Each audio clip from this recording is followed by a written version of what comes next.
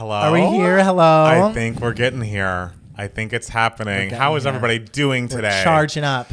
I feel like, not to pull a Matt Steele, but I feel like it's been forever since we've been sitting in these chairs. What happens and I hate to be that guy because I'm all about we are allowed to take breaks. Yeah, but we've taken a lot of breaks. Not that many breaks because again, we had a whole podcast last week. Reminder. Yes, exactly. But it's like a different sensation when I'm here. It is different. It's a different thing. It's a whole different thing. Oh, I don't have the comments up. Olaf's here. No. Hi, Olaf. Hi, hello. Put the comments up. It's the most important part. I will. Almost as important as us.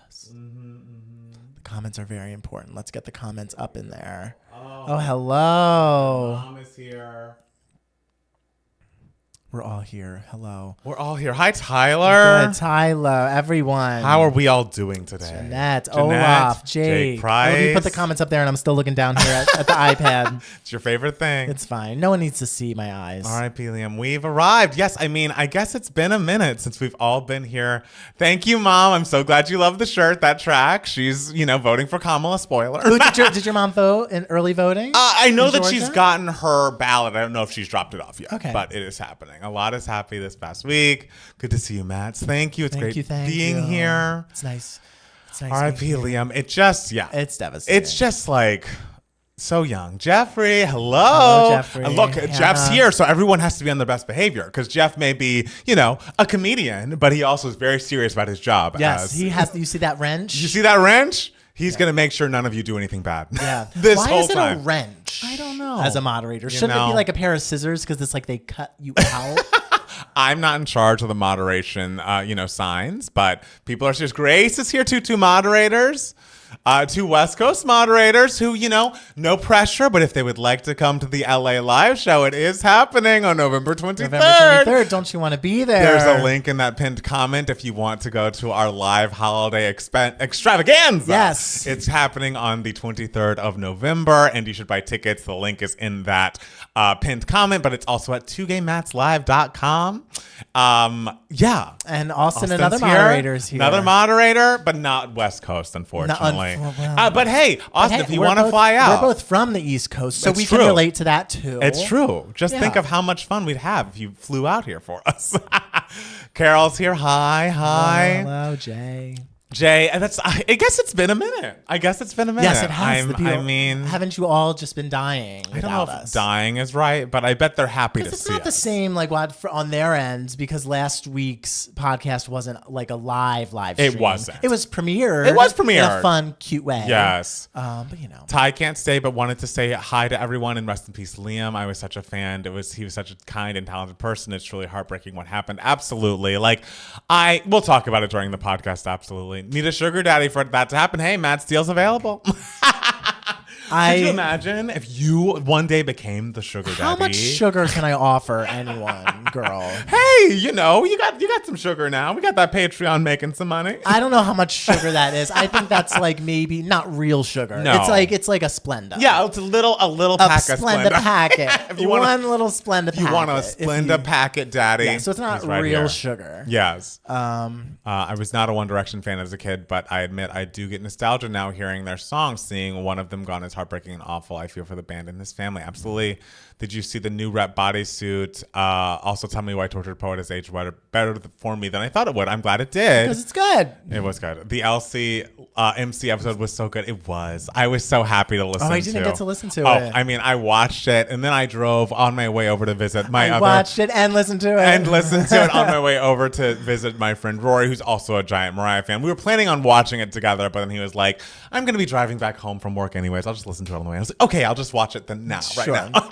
In the middle of my work day. When your friend gives you an excuse to not do a thing with them. All I needed to hear. Friend. Another moderator, Montana. So the moderators are out tonight. And she's not West Coast or East Coast. No. She is all the way. But if someone wants to pay for Montana to fly out to LA, and you absolutely should. That's a real sugar daddy. There's got to be a real sugar daddy in the comments. Here somewhere. I always wonder, is there a super rich person who likes us so that we could have a one person tier of $10,000 a month that we I don't even know what we would do, but if there's someone out there who wants to give us that money. Are we giving them content that's worth that though? Maybe we would give them like, a one-on-one live stream experience. What kind of one-on-one are they expecting from us a very for clothed $10,000 one, a a month? very clothed and opinionated one. Maybe that's what some people want. Thanks to the mod, by the way. Yes. Love the shirt. Palmer, 15 more days until the election is scary to think about. Yes. Cheryl's tribute to Liam was heartbreaking. Absolutely. This is Cheryl Cole, who's from the band Girls Aloud and also the mother of Liam's son, Bear, I believe his name is. Okay. I heard a clip of the new Rebecca Black song, but not the full thing. I saw a tiny little clip on Twitter. Yes. Of someone just being like, she's serving. And I listened to like 2 seconds of it. And it's like, this is fun. It was very like Charlie XCX. Yeah. Like it fit in with what's happening now. So that's good. Give him the dignity to rest in peace. Absolutely. I've listened to Mariah's Tokyo Dome concert yet again. Oh my gosh. There's no better way to spend your day. Maybe Taylor or Beyonce is watching. I've told y'all, I'm confident that Taylor has seen at least 2 of our videos and Beyonce has seen at least you reacting to self-titled. I believe Beyonce has seen that. I don't know that Taylor has seen. I think Taylor, which videos of ours do you think she's seen? Taylor peeps at reactions. I pray not the Reputation one. Oh no. Because I one. rewatched our All Too Well 10-minute version reaction. What a fucking video. What a mean, great video. And then like I listened to the song again and I was just like, and what a song. A song. Worth every minute. Like, so I'm like, maybe she checked that one. I hope she Yes. checked that one out. Yes. Kamala's birthday's today. She's 60. Yes. I'm your favorite reference, baby. Charlie XCX. I guess that's what Rebecca Black said when she got into the studio. She's like, this is what I want. This is what I want. Remind me to talk about TMZ when we talk about Liam. I'm sure it will come up. Because I know. I need to save it. I'll save it. But I have a lot of feelings about that. Yes. They're a fucked up institution that, Yes. like, as a society, do we still have a need for this? No. Have we not We evolved really don't. past that? Yeah. Ugh, singing her ass off. She really was. Yeah. Oh, well, everyone has feelings. Okay, well, you know. We welcome back, Juan. Well, for $10,000 a month. no, it can become that channel. Do not. It will not become that channel. Maybe over here. Maybe Matt still can give you a one-on-one moment, but I'm taken, darling. This is, I'm spoken for. Hi, guys. I'm spoken for too. Juan is in there somewhere, I'm sure. That's true. That's Yeah. true. I didn't realize you guys were official. Yeah. I've been watching the Taylor Swift shows, and the openings by Gracie Abrams are so powerful and amazing. I think she's coming into a really good flow opening for Taylor. Amazing. That's good. Gaga single coming the 25th. We heard. I've been listening to Brandy's Aphrodisiac today. The album deserves so much more. We are 2 Aphrodisiac stands right here. Yes. So Taylor went back on tour on Friday. Isn't she tired? she must Dua be. Lipa just performed "Believe" with Cher. Oh, that's fun. Oh, was it? I only saw her singing it solo. I didn't see if Cher popped out. That's cool that they sung together. TMZ needs to be shut down. They're so reprehensible, and the people sharing unedited photos online are even just. Serena Williams is a Swiftie. She went to Taylor concert on Friday. All right, Serena. All right, Serena. Did grown up twink No. Brittany Broski No, but like, guys, don't push people. I don't know what even to tell you. Like, just don't push people in general. Like, don't push women. Like, I don't know much about Brittany Broski, but just don't push people. I don't know. Yeah, but wild. That's why. Why do you think I don't go to concerts? And also, pushing. as gays of a certain age, we're not all like that. I want it to be known because I feel like a lot of people were jumping and it's like, oh, see, this is what happens when gays turn 35 or whatever. And it's like, no. Some of us. They start pushing people. No, we don't push. We push our opinions onto willing listeners. Willing listeners. Yes. Watching from London at 2 a.m. Love you both. Oh my God, we love you. Come to our LA live show. I know. Come to our live show in Los Angeles. Right next door. One day we'll have a London show. That would be amazing. One day. Most of the Beyonce theories on TikTok are giving Sia in the basement. I don't even know what the Beyonce theories on TikTok are. Jennifer Hudson and Dionne Warwick performing together. Love them both, but it sounded kind of, I didn't hear it. What's your favorite song from Aphrodisiac? You know what song I love? Come As You Are. Come As You Are. I love so many. I love the title track a lot. I love the title track. Let me look at the track. Kelly Clarkson was singing, I Want to Know What Love Is. I mean, she's singing everything. I mean, she really is. She is the best singer. I love that that's the sentence. It's just like she is the best. The best singer. Like that we got right now. She's a great one. I also really love Necessary. I think that's a great song from Aphrodisiac. Like Who a is drug, she to you? says like a drug pusher. We are, yes. No, we're just pushing y'all to buy tickets to 2GayMansLife.com. That's what we're pushing. Kelly crushed my King is Carmen and Oh, Kelly and what a song. The woman has taste. My favorite song on Aphrodisiac is Finally. Finally is great, too. I also love Should I Go? There's a lot of good stuff. The Beyonce TikToks are bad. Millions of likes and multiple videos accusing Beyonce of killing Aaliyah. This is what I'm saying. You gotta. She was 19. This is what I'm saying. You guys have got to start blocking people or muting people. I don't even know. I'm not on TikTok enough to see that kind of nonsense, but I can't even fathom what nonsense is on TikTok. It seems like it's a lot of nonsense. About. I see enough nonsense on Twitter. In life? And in life. I see more nonsense on Twitter than in life. In life, it's pretty regular. Your hair looks so good for the fall, Matt. Oh, thank you. I mean, this is what his hair always looks like. Thank you, but for the fall. I mean, I am in autumn. I do look good in autumn colors. Maybe they mean me. Maybe they mean my hair. Yeah, but like, is yours specifically for the fall? Is yours specifically for the fall? I mean, I am an autumn, color-wise. Baby, I'm every season. Every color looks good on me. And It's not my fault. Well, all right. Listen. What can I say? Oh, how was Big Brother finale, Steele? We'll talk about it. Oh, someone said, sorry, I have to go back. Someone said, Matt P., you were right about the Griff album. Where Did You Go is as excellent as you said it was. I'm so glad that I finally got a chance to monologue about how much I love that fucking song, because it is excellent. And to, it was Maxwell in the Discord who was the first big Griff stan. I think Jeff has been standing her loudly there too. And once I listened and once I got to that track, I was like, bitch, you better write, sing, perform, everything. Matt Steele, did you hear Chelsea from Big Brother's Niecy Nash's niece? I did hear that. I didn't watch the video to see how, like, if it's like direct niece or like some other kind of niece, like some other distant relative niece. Right. But I know they're somehow related. Yes. Which was a nice little shot. Fly me to America and I'll buy a ticket to the live show. Montana, the moment you tell me that you have touched down in America, you will be getting a comp ticket. Yeah, absolutely. Going through all of that. Absolutely. Cynthia and we'll talk about Cynthia and the Wicked edits. Unfortunately, I don't really. These are so many things I don't want to talk about. These are light, fun stories that we enjoy talking about here on 2K Mats. I mean, this is a light, fun story. Yes. That is. I mean, it's light, but it's also like, babe. Babe. Yeah. People are dumb. Casey is forever the cover queen. I mean, she's the queen of everything, honestly. And I love that the Las Culturistas have been we're able to tell Mariah how much Kelly stands for, because I think Mariah knows, but just to be like, hey, she wouldn't even stop talking about you when we were talking to her. It's great news. People's how empathetic show new generations. You hear conspiracy theories, realize they're just as horrible, right, as previous generations. Sure. Have you guys ever heard music by Annalisa from Italy? She's like sort of a Dua Lipa. Cool. I have not heard her, no. Billie performed on the SNL. Something was weird with her mic and Birds of a Feather. Oh, weird. Wildflower was much better. SNL got notorious mic problems. How are y'all feeling about the election? I'm pretty confident.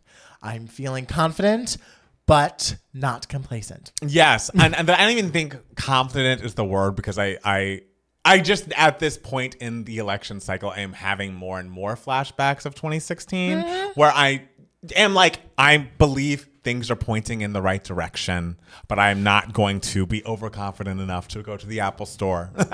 In lieu of actually watching the results, I'm not going to go to an election party. I'll be at home just in case things go awry. Just in case. Just in case. And hunker down, holding my boyfriend. Yes, exactly. And so I feel good. I think we're on the right. Yes.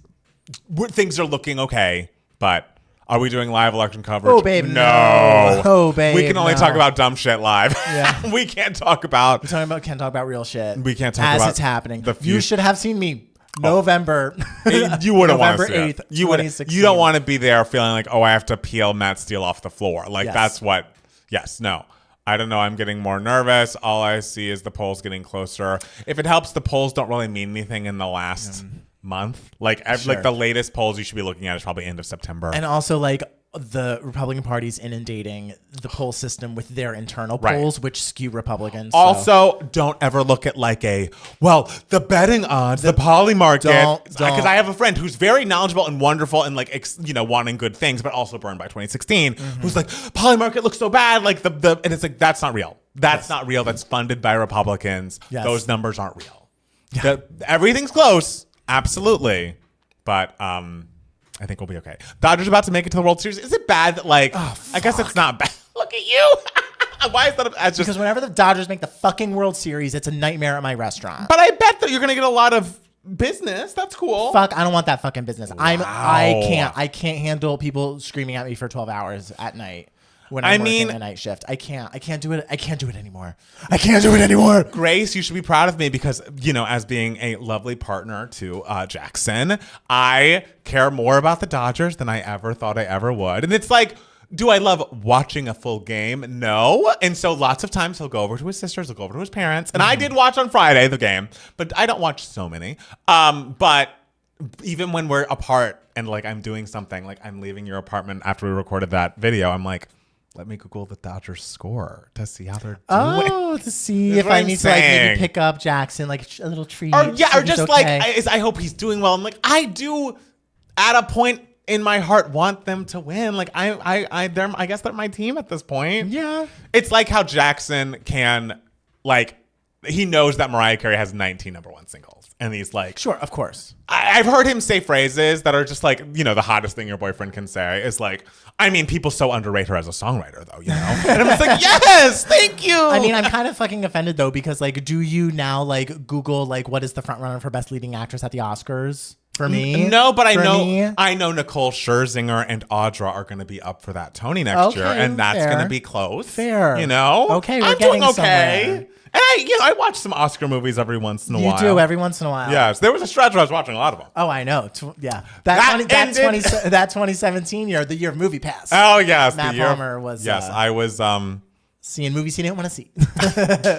Because I am a good partner. Yeah. Even to people, unlike Jackson, who didn't deserve that. Okay. Okay. Yeah, but it was nice because he would see a movie and we would be able to talk about it. That's true. Let's talk about it. Yes. I recently heard the worst thing was a large group of customers can do is switch seats after ordering. Is that fucking true? Nightmare. Fucking nightmare. And also horrible is when someone like goes to like the to-go station or like orders to go like over the phone or something and it gets there and it's just like, actually, can I eat it here? It's just like, who would do that? Everyone. As a person, again, who does things you hate and that I order to go a lot, I would never. Or like go there and like change my order. Like that's wild to me. It's rough. Matt Palmer, what would be in your Mariah Intermediate playlist? I've been listening to Matt Rogers' playlist after listening to Mariah on Las Culturistas and praying to see her in NorCal soon. Oh, great question. There's so many things about a Mariah Intermediate playlist. He had some good stuff on there that he spoke about. But honestly, listen to the Glitter album because it's excellent. Listen to Emancipation. Listen to Butterfly. Listen to Daydream. Listen to Equals MC Squared. I know there's a lot of albums. Listen to all of her albums. Not all. But if you want to get like what you're probably going to hear a lot of outside of the singles you probably already know, I would check out Butterfly, Emancipation.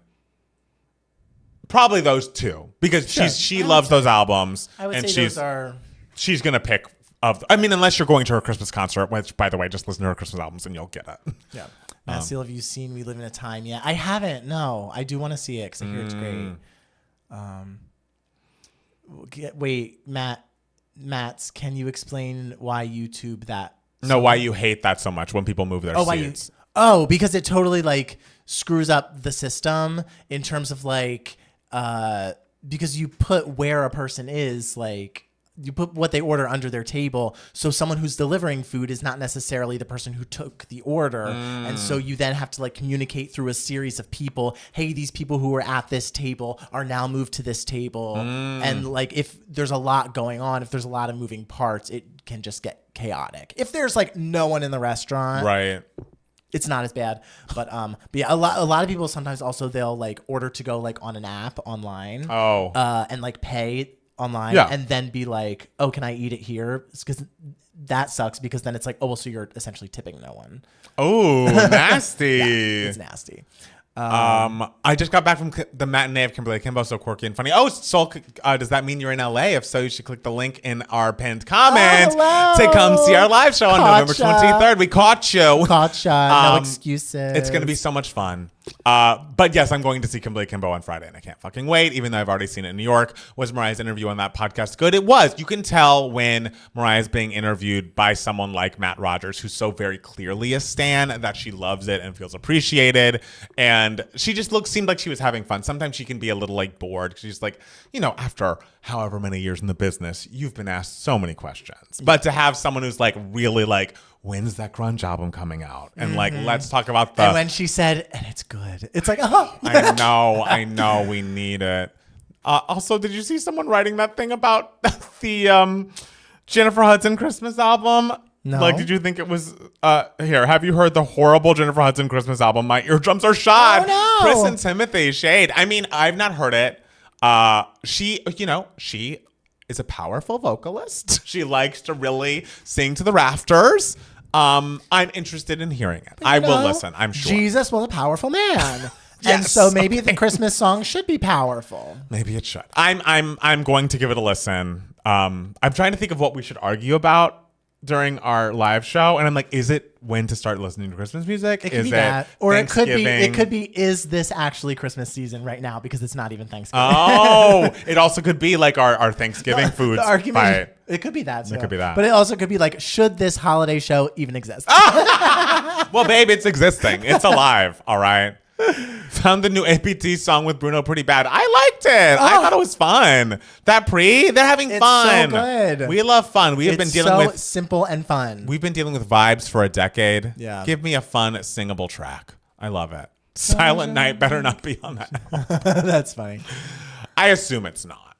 And like, she can sing softly. That's just not where she doesn't want to. She doesn't want to. That's not where she feels the most Why comfortable. should she? It's not where she feels the most herself. Yeah. You're in for a treat.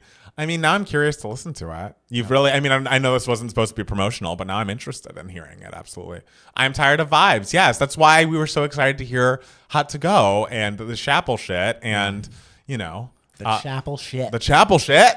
It's not vibes, it's songs. It's actual songs with beginnings and middles. Which, and like, ends. The fact that most of the time we've been talking about music on this show. I know, it's been vibes. It's been vibes. Want to get live show tickets, but leaving for Thanksgiving that morning. Can there be a New Year's show? No. No, but you should tell your friends to come. And the thing is, I know a lot of you, not a lot of you, but like some of you probably are planning on getting tickets, and like that's fine. I'm a stressed out person. If you buy the tickets early, I will sleep better for the next month and a week. So this is mostly about me. Yeah. If they don't sell out day of. Right, he's like, I'm worried, and it's like, it'll be fine. I know, and the thing is, I should have learned from the last time. Is like people buy tickets closer to an event. Yes, but I don't get that. Yeah, because if like Mariah's on sale, I'm buying. Yeah. And are you all telling us that we are not Mariah level? Right. I guess what the fuck's up with that? I'm so happy there's been no Chapel news the last 2 weeks. There's none this week either. I love it. We're just relaxing. I love it. Do y'all use the same Halloween costume for every party? Do you have a different one for each? We don't do Halloween costumes. Sorry. That makes us like, not cool gays. But yeah, no, I don't think. I mean, I'm a cool gay. Fuck you. I'm trying to think of the last time I don't need a costume to be a cool gay. Okay. I don't think of you as like a cool gay and like I'm going to parties and going out kind of cool gay. This is what I'm saying. That's what I mean by cool gay. You're not like going to a party. No. Yeah, I'm like, if I were going to a Halloween party, I would dress up, and I would most certainly maximum wear the same Halloween costume. Oh, absolutely. And I am putting 2 minutes of thought into it max. That's true. Olaf loved y'all's reaction of the Charlie's Angels on Patreon with the caption, "We love Eternal Sunshine," because we do. I feel bad because the person who shall remain nameless, who requested many things of us over the years, I think we honestly have very different tastes in music. And so I'm like, I hope you enjoy our discussion of this thing, even though it's so clearly not for us, which we hope that that's the case. But if you look at the comments on our 3-song reaction to the Brat album, it's not always the case. People want to hear what they want to hear. Sure. Sure. Oh, people get so mad at us on that Brat video. Oh, they're mad.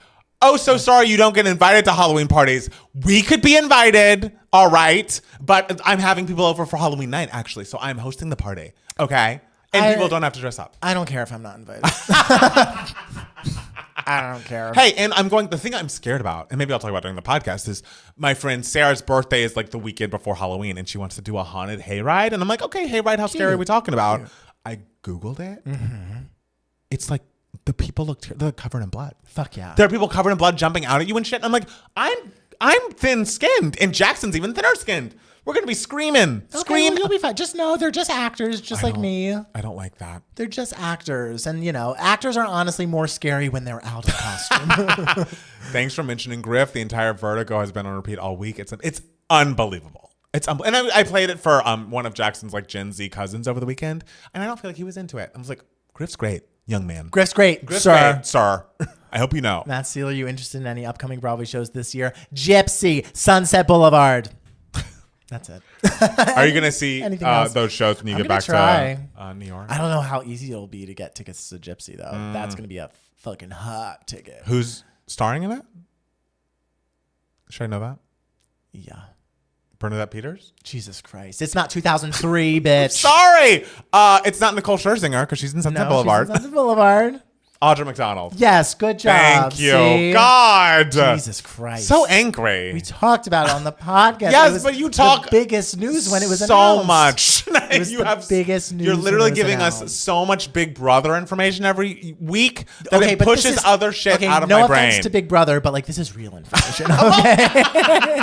Okay. Look. All right. I got it. It's Audra. It's Audra. She's the new Mama Rose. It's whoever the new Mama Rose is in Gypsy is a big deal. Right. It's a big announcement. I was going to ask if it was a black cast. That was always my issue. Not a full black cast. Right. Danny Burstein's playing Herbie, but like. I assume like her kids because she's Mama Rose. She's Mama Rose, yes. My issue, I went to a more white high school. And so whenever we'd be doing like a family production of anything, I'd be like, oh, fuck. There are no other black people that are in theater like I'm in theater. This sucks. I have to be like the nosy neighbor or whatever. I hate this. Matt Palmer as the nosy neighbor. Always the nosy neighbor. That's the thing. But the Les Mis people were not to get back on me in high school, not getting what I wanted in Les Mis. But they weren't related. They're related in Les Mis. Who do you, the Thenardiers and Eponine and Gavroche? They're all related. I wasn't going for any of those bitches. But don't you fucking call Eponine a bitch. No, I do love Eponine. She's a queen. But I would Javert's not related. Javert has no family. He was born inside a jail. Marius not related. Not related. And what's his face? He was a tenor. It was a little high for my range. I could have snuck to it. Angel Ross. Angel Ross. Not related. Not related. I could have been any of them. And my fucking callback was amazing. I'm terrible at auditions and callbacks, and it was the best. And you nailed it. And the thing is, I should have done this as a kid. I don't know why I didn't. I never listened to the songs before the callback, like from the show. And I'm like, I guess I should have done Wait, that. what did you, what? Wait, how did you? I'd go in and kind of sight read stars or whatever. But luckily... Oh, this is all making sense now. No! When you can ask truly anyone. Okay. I sang the shit. But you had heard the song Stars before. I don't think I had. Bitch. Wait, all these fucking years going on and on about how you arrived at I was. There. No. The guy who got it probably at least listened to the song. Hey! But he couldn't... We love everyone. Hit the notes. He was too much of a bass for Javert. Then I was like, babe... And then we had to lower the key. Listen, when a guy's voice changes, it takes a while sometimes to He was older than me. My voice has more recently changed. And it was fucking fantastic. We'd even be in rehearsals. People would be out every time I would sing their part. And the chorus teacher was like, Matt, how do you do that? How do you change your voice so you can do like the tenor stuff and the baritone stuff? It's like, bitch, I guess we'll never know.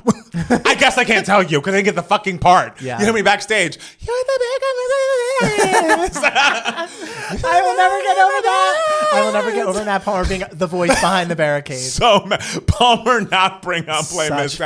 It's always top of mind. It's very fucked up. And I sing the shit out of Stars. I mean, I guess on site. On site. On site. Wow. A musician. You never heard the song Stars before. You never, when they announced the show, you weren't like, okay, let me listen to this cast recording all summer and prepare. It never came. I literally after I graduated, I thought maybe I should have listened to these shows before I auditioned. Wow. The school play was usually announced like at the end of the previous school year. Yes. So the entire summer, it was like, okay, my entire personality is going to be this show or this story or whatever. And the thing is, it's a good idea. It just truly hadn't crossed my mind. I just did not. You needed to take the school play more seriously. I mean, no one took the school play as seriously as I did. But I took it very seriously. I'm still talking about it. I mean, but did you go to all the like neighboring schools in the town and sometimes other towns to see their school plays? One Scoping time another school close by did Les Mis without a revolving stage, and so we went and saw that. Okay, and I was like, oh, that was. That's not the same year, right? It was close. It might have been the same year. I don't think you can. I don't think they can give the rights out to the same school within a certain mile radius of each other. I mean, or something like that. I don't know. Maybe in like an like Atlanta area where it's like very condensed, they can. I don't know, but they did it at some point. It was cute. It was a cute girl. It was cute. It's cute, but was that stage revolving? Well, I mean, what did the voice behind the barricade sound as great as Matt Palmer? I don't think it did. No shade to whoever that was if they're in the chat. Could you imagine? The Pace Academy. Oh, whatever school it was. The voice. Okay, if you went to the Pace Academy, yes, and you were the voice behind the barricade, show yourself. Yeah, and did you give it as much like zhuzh? Those dumb guys are probably on stage just like. I was really giving so much. Wow. By the way, I'm seeing Stevie Wonder next week, so I may not be here. That's okay, Tyler. Have a great time. That's gonna be so exciting. Okay, should we get to the podcast? Yeah, I guess. Okay.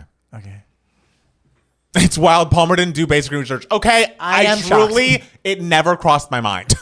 Never.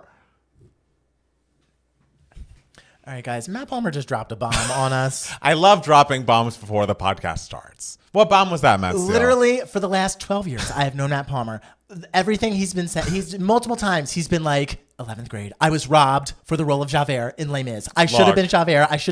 My callback was incredible, and I did not get cast as Javert in my 11th grade production. All of those things are true. And he just told us on the live chat that before the callback, he had never even listened to the song Stars before going to the callback. He just sang it on sight reading. And so I'm kind of like, maybe there's a reason why he didn't get the role of Javert. There's not, because as a vocalist and a musician in my fucking bag, I was an incredible sight reader. Someone did it before me, not as well, and so I was able to like watch and learn. So you weren't first. I wasn't in line. You just copied. I just copied, but like improved, but better, improved upon. So I mean, truly, if we need to get voice notes on this podcast from people that I went to high school with and to ask them, was I robbed of a role in Les Mis? I'm happy to come back. Oh my God, our phone lines are bringing off the hook. All of your old classmates are calling, and they're going to tell us each individually how brilliant your callback was. Yes, and I can't wait to let them all know. Thank you, and to let you all know I'm right. I'm right. This is gonna be the best podcast episode ever, guys. Absolutely, it is. Okay, wait. Let's add an ad. I'm with Palmer. Thank you, Troy. Dear old Shiz was surprised. It was especially great. Wait, did you see Wicked? No, they were talking about some kids putting on Wicked or some sort of great thing. We love kids. Yeah. Hey kids. Hey kids. Hey kids. Don't say bad words like we do. Don't say bad words. Yeah. Please. We got an ad. Oh, hey, look at us. Sponsored. Warn when it counts. Oh, I don't know how to pronounce that. Yay. Okay. Well, Palmer looks amazing. The skin is looking crazy. Oh, thank you. That's nice. What about me? You look great. You look good too. You look good too. You look good too. All right. You start. You want me to start? Okay. Hi, everybody, and welcome back to Two Gay Matts, the podcast. It's Matt Palmer. And it's Matt Steele. And we are back again another week, and I hate to start us out with promotion, but... Okay. We have announced over the past week, since we were last in these chairs, well, since I was last in this chair and you were last in Jersey, that there was going to be a Two Gay Matts live holiday spectacular, a live podcast recording. It's happening in the LA area at the Lyric Hyperion. This is occurring on November 23rd, Saturday night at 9:30 p.m. So if you're in the LA area, please, please, please get tickets. The link will be in the show notes, absolutely. It'll also be, just if you want to type in twogaymattslive.com, TWO, you'll be able to be taken to the Eventbrite page, get tickets for that show. It's going to be so much fun. We're going to be recording the podcast live. We might be singing a classic holiday song. We will likely be arguing about all things holiday. It's going to be such a moment. The last one was so fun, such a success. Yeah, and we'll be fresh from seeing Wicked. And we'll be fresh from seeing Wicked. So we'll probably Wicked. talk about Wicked as well. There's going to be a lot of Wicked discussion, absolutely. So yes, twogaymattslive.com and you can get those tickets. But Matt Steele. Oh, yes. How are you doing? How was your week? My week was very good. Yes. Y'all know I was in Jersey last week, so I flew back. Did a couple of nice things. I hung out with my friend Lauren, saw her and her son Harrison. You know, we got to go to a little play gym area that's cool. with Harrison, watch him run around and smile at all the kids. And, Yes. so that was nice. But also, I did something the previous week that I completely forgot to talk about on the podcast last week. Let's hear it. So I'm going to talk about it on this podcast because it is deserving. I am deserving, and I am a winner. So 2 Tuesdays ago, I went to High Tops Bar in West Hollywood.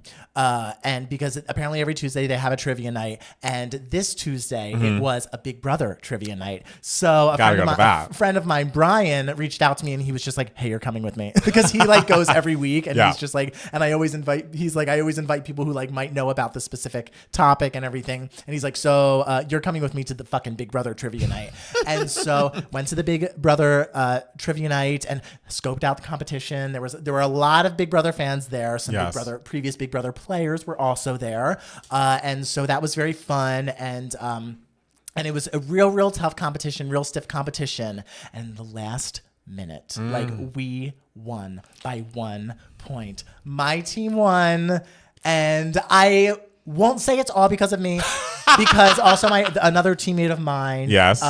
There was like a music round where you had to like guess like where they played random songs and you had to guess what the song was and the singer of the song. And so that's cool. And then there was like a theme as to why all these songs were chosen. And so you had to like guess the theme. So these actual specific songs had nothing to do with Big Brother. Oh, that's tough. However, all of the singers who sang these songs, all of their first names was like the name of a previous winner. So that was what they had in common. So I got that, but my other teammate, he knew all the songs. Right. So a big reason what we won was because we were probably the only group who knew most of the songs. Of course. But partially because of me too. So it was really wonderful. I was very proud of myself. I got a little wrinkled up certificate that was printed off of a piece of paper, and we won $300, which we got to split between the three of us. Love that. And I went up to Taylor and Jag, the two most recent Big Brother winners, and I have been in the same room with them a few times, but I'm not one to like impose like, oh, I love you, take a picture with me and everything. I do love them, but like I don't want to bother them. Let's just like for something. Yes, I don't want to be that type of fan. Yes. And so, but for this, I walked right up to Taylor and Jag with my little certificate and the $100 in my pocket, and I said, "Hi, I'm the winner tonight, and I would like to take a winner's picture." Okay, that's funny. And they were like, "Oh, you won," and I was just like, "Yes." And I only take pictures with winners, so let's go. Let's get in a picture. And so I took a winner's picture with each of them and everything.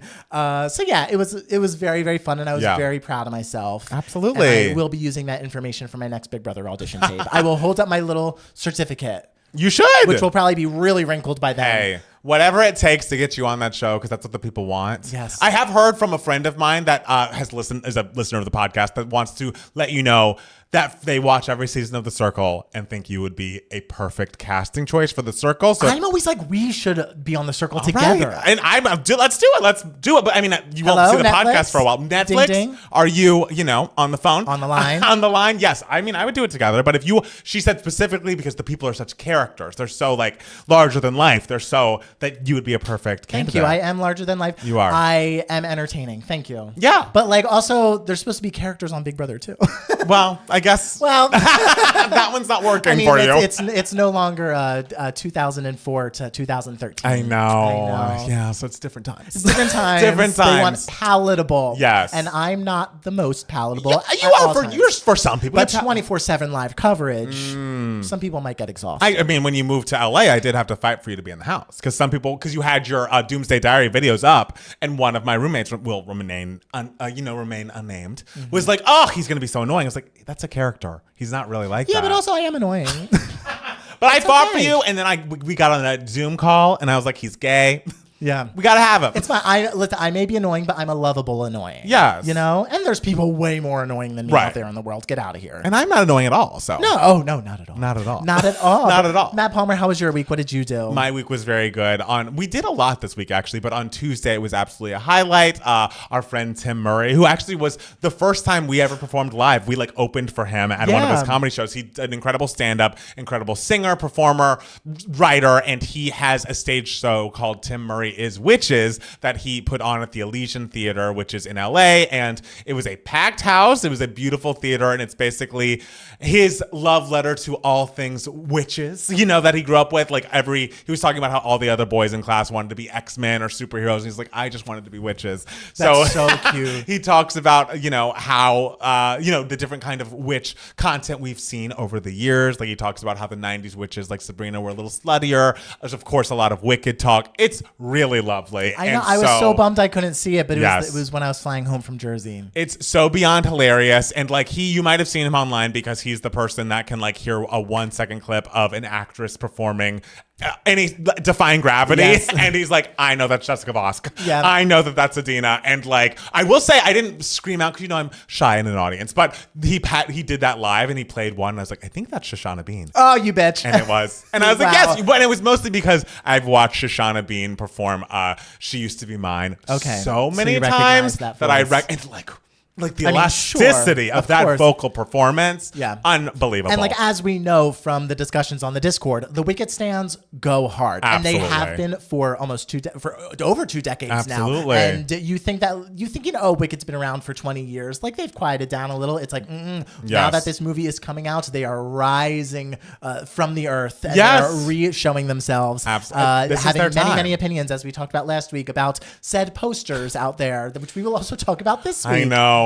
So yeah, that was incredible. If you have a chance to see Tim Murray as Witches, I don't believe his tour is over. Please check his Instagram and, you know, get a ticket because it is such a joy, so much fun, also heartwarming. That was great. And then on Friday, I had the day off because it was my week of having the day off. And Jackson's cousin came over. We watched the Dodgers. I believe they're now playing the New York Mets as we record this podcast. And they might be going to the World Series. If they just win one more game in this series, they'll be going to the World Series. So, you know, go Dodgers. Go Dodgers. And then Saturday we went over. Well, Saturday we went first. I went to a brunch with my friend Ernesto, celebrated his birthday a little late, but it was me, Sarah, and her family, and then Ernesto. And we had brunch at this very lovely place in Silver Lake. And then that evening we went over to our friends Joe and Tim's house. They had a bit of a game night. And I stayed out later. And I feel like this is going to make me sound like I'm a million years old, but stayed out later than I had stayed out in so many years. Okay. We didn't get in the car to go back home till 2:30 in the morning. Look at you. I know. Because you know me, I love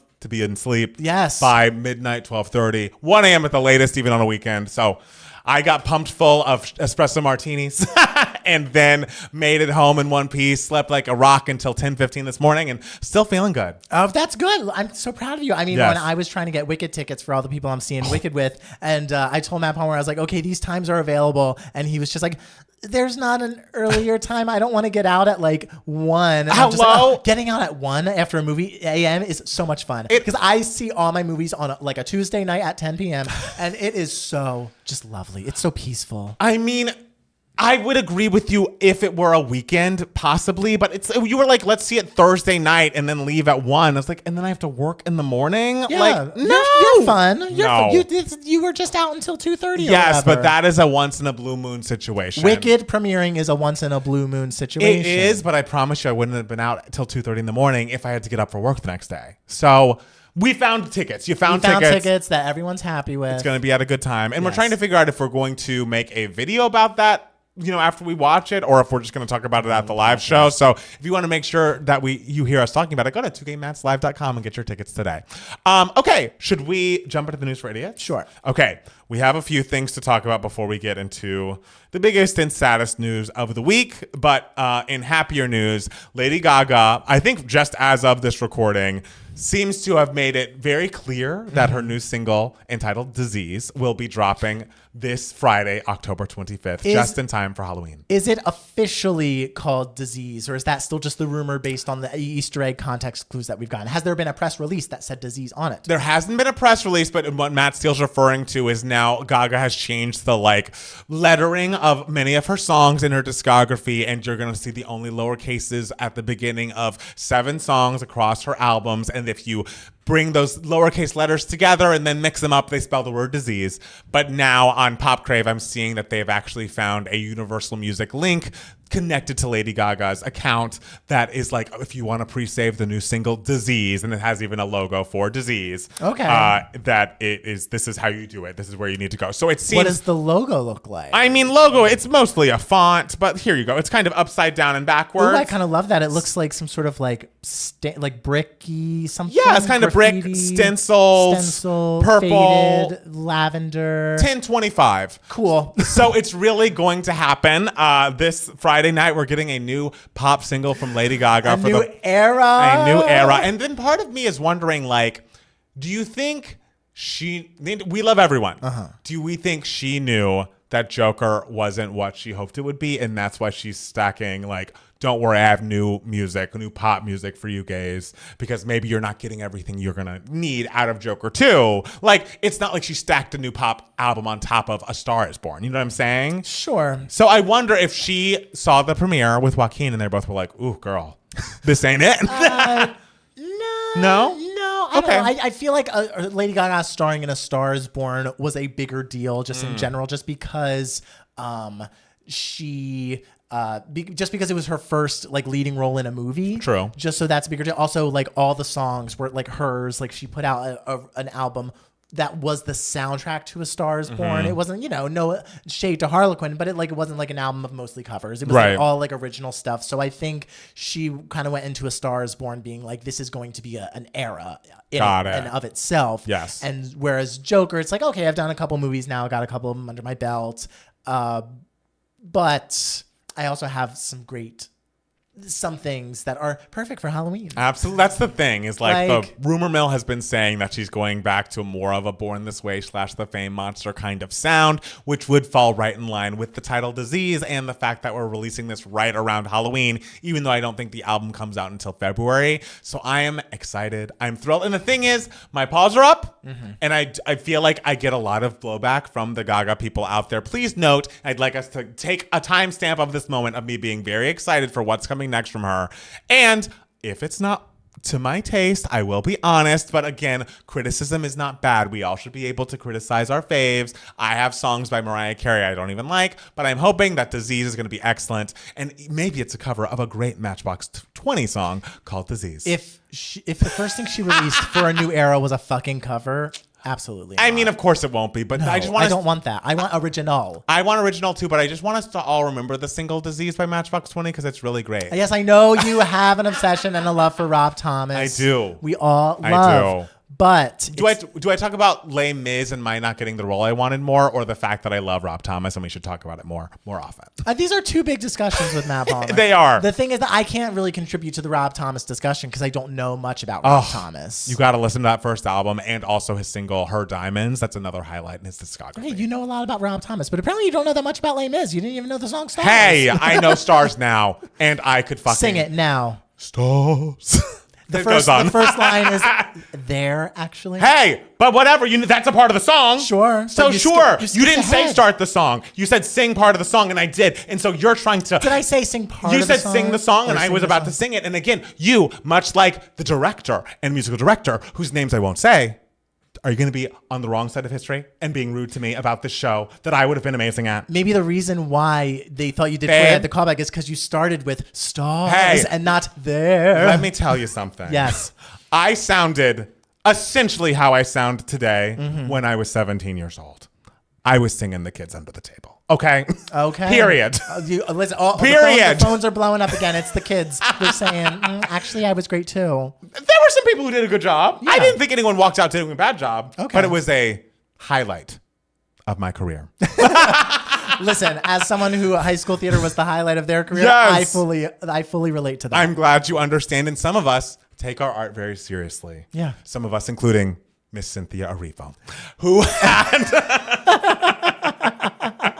who had some things to say. Yes. I can't believe we're talking about this poster 2 weeks in a row. Oh, yeah. I hope that between now and the release of Wicked, there will be more poster discussion. But truly, I did think we were going to be done with this because people were so mad about the fact that the like faux recreation of the Wicked poster wasn't exactly right that I was like, oh, I guess that's it. And like, that was silly. You guys need to leave them all alone. Yes. But then let's know that people weren't happy because like in this version of the poster you could see Cynthia's eyes, right. You could see Ariana's mouth and right. everything, and we assume it was because they wanted people to know these are the stars. Ariana's yes. in it, Cynthia's in it. Yes. Don't you want to see it? Yes. But people wanted a full recreation, right? And so we thought the people were being ridiculous. Yes. At this time last week, we were like, you guys just need to leave this alone. It's close enough. You can look at the old picture if you want to see it. Cynthia has reacted to the viral edits of the Wicked poster, and this happened, I don't know, early last week on the 16th of October, so I guess 4 days ago. She says, let me quote, and this is in relation to the one where they put the hat more over her eyes, gave her the smirk to make it more like that original picture. A fan created fan it. edit. Just to put it online. This is the wildest, most offensive thing I have seen, equal to that awful AI of us fighting, which again is so silly and ridiculous that it's like, okay, our poster is an homage, not an imitation. To edit my face and hide my eyes is to erase me. That is just deeply hurtful. Okay, I'm still banging on about Les Mis 16 years later. I do get taking yourself seriously, and I also get maybe, and this is no shade, if you are at this point a superstar like Cynthia Erivo is, you're not plugged into meme culture and like Twitter like that at this point in your career, which is good, which is a good thing. You should be a part. We always give a lot of girls that feedback that is, you should be away. Yes. This picture in the edit is harmless and would have gone nowhere had it not been addressed by you, Cynthia Erivo, star of this movie. It's not real. It's not real. It's just a thing for gays and girls online who are excited about Wicked to look at and go, oh yeah, that looks more like the Broadway poster. Cynthia goes on. I mean, she goes on to say, I mean, there's a thing about is blank body part green, which I think is an even older meme that's just being resurrected because Wicked's being discussed. She goes on, none of this is funny, none of it is cute. It degrades me, it degrades us. And okay, I just think we're doing a lot beyond this poster that is like, this is a silly fan edit that people just are trying things out with. And the way to make it go away is by not discussing it. Like, you're never going to go up against like a meme or the internet and win. Yeah. Like, the best thing you can do in this scenario is not to comment. And I feel like in this day and age, when there are real giant things happening in the world with the election, with what's happening in fucking Gaza, like, it's like there's real suffering happening in the world, and the fact that this is like the most offensive thing that she has ever seen. Like, I get we're being hyperbolic. She's a drama student, I'm sure a graduate. I understand that comes naturally, but we all have to look outside of ourselves at one point or another and realize none of this matters and none of it's real. Yeah, I see here. If she had maybe gone into it saying like, hey guys, we had a really wonderful marketing team that worked really hard to create this poster. Yes. Like maybe giving the props to the artists who created the poster, who were the vision behind the poster and everything. Saying like, hey, like we had a bunch of talented people and like, I'm really happy with the poster. I really love it.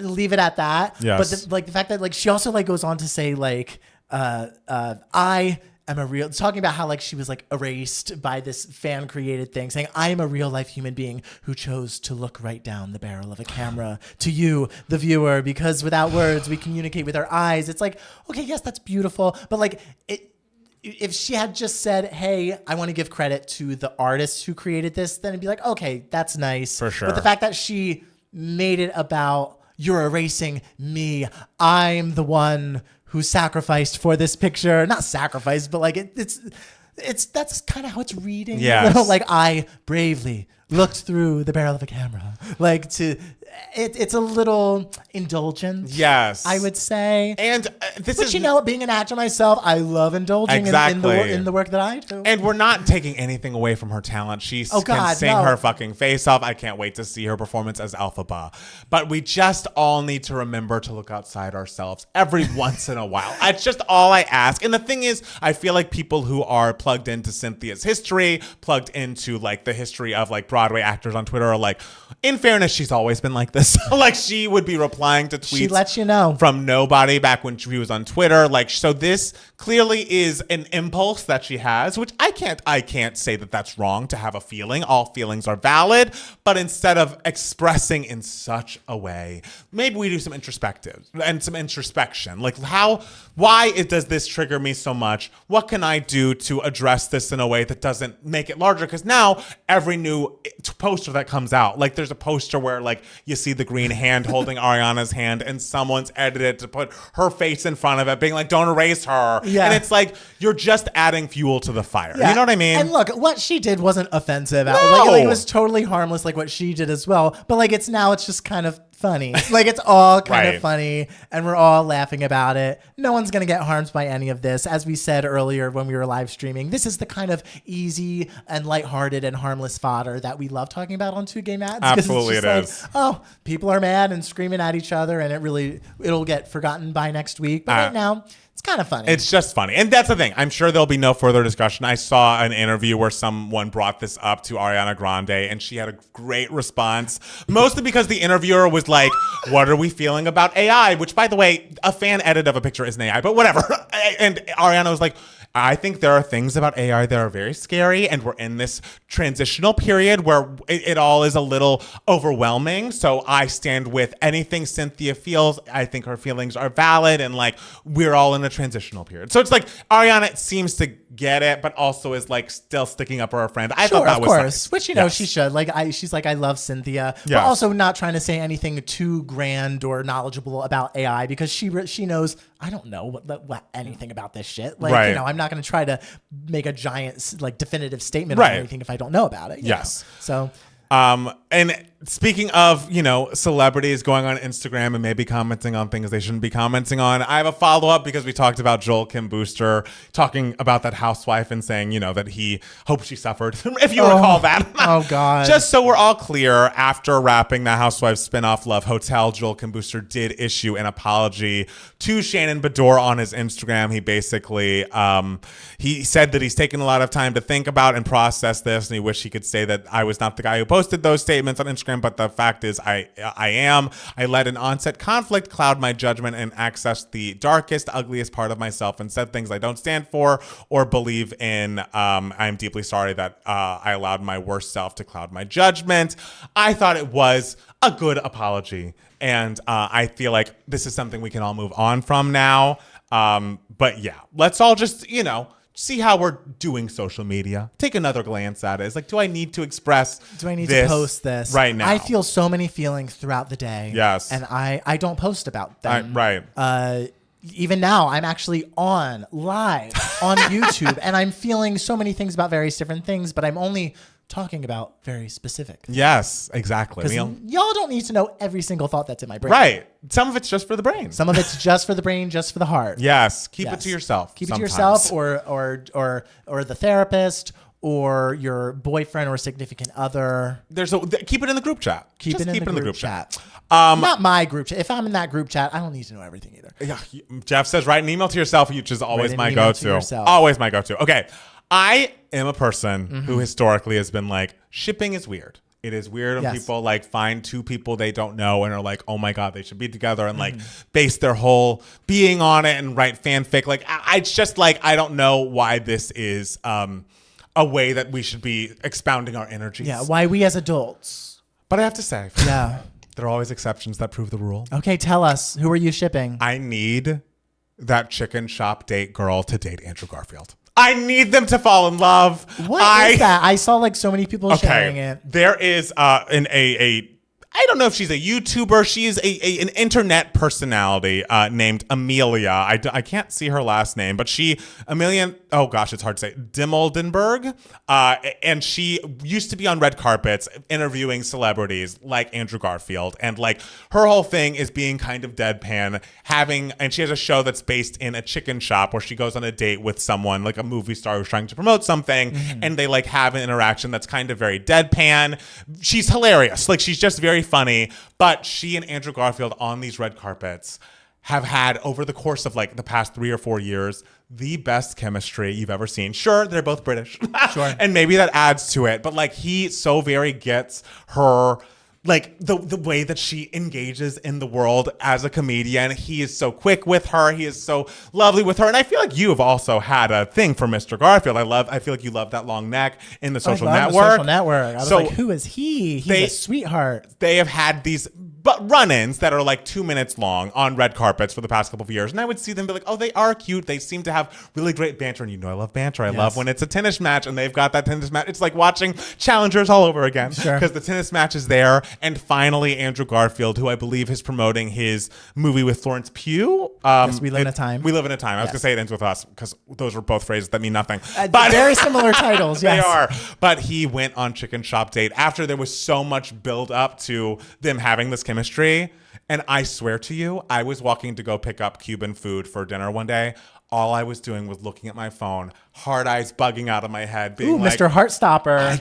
Could you believe? It was like, this is not my vibe at all generally. But you've never seen two people who like bounce off each other. And like I don't know, she's clearly doing like, oh, I'm doing my bit and like asking questions and like saying things like, oh yeah, if you had won that Oscar, I'd be more into you, whatever. And he's just like, I love how I ask you real questions and you try to like change the subject. It's so clear what you're doing. He's like, why? And she's just like, why are you calling me on my bullshit? I'm like, oh, is this what Sleepless in Seattle is like? I should watch it. Sure. But do you think, because remember like years ago we had someone who shipped us so hard? I do. They gave up. Do you think that we were that to them? The thing is, I have watched our content and videos. Yeah. Never have I seen that. Yeah, I've never seen a spark. I've seen Friends. I've seen Enemies. Yeah. I've seen, I guess there's banter and like we both have feelings and we express them to each other. But like you watch this and it's like Andrew's literally at a moment looking into her eyes and being like, don't you think this is kind of bullshit? Because like if we weren't here with these lights, like we could have actually gone on a date. And like asking her like, do you want kids? Do you want to be married? Like it's just really lovely. And they're so fun together. Is he looking as deeply into her eyes as Cynthia Erivo looked down the barrel of that camera? Look, which was more intense? Which was braver? Maybe I am, just falling for everything. Falling for, he's promoting a movie. I get it. I get that, like, they're not in love, but they could be. If they felt like it, if they were really attracted to each other, they could be. And I want that for them, but more for me. Okay, I'm dreaming for you. Thank you. Them. But who's going to dream for me, God damn it? Hey, I want you and, who's the politician you want to bang? Oh, wow. Yeah.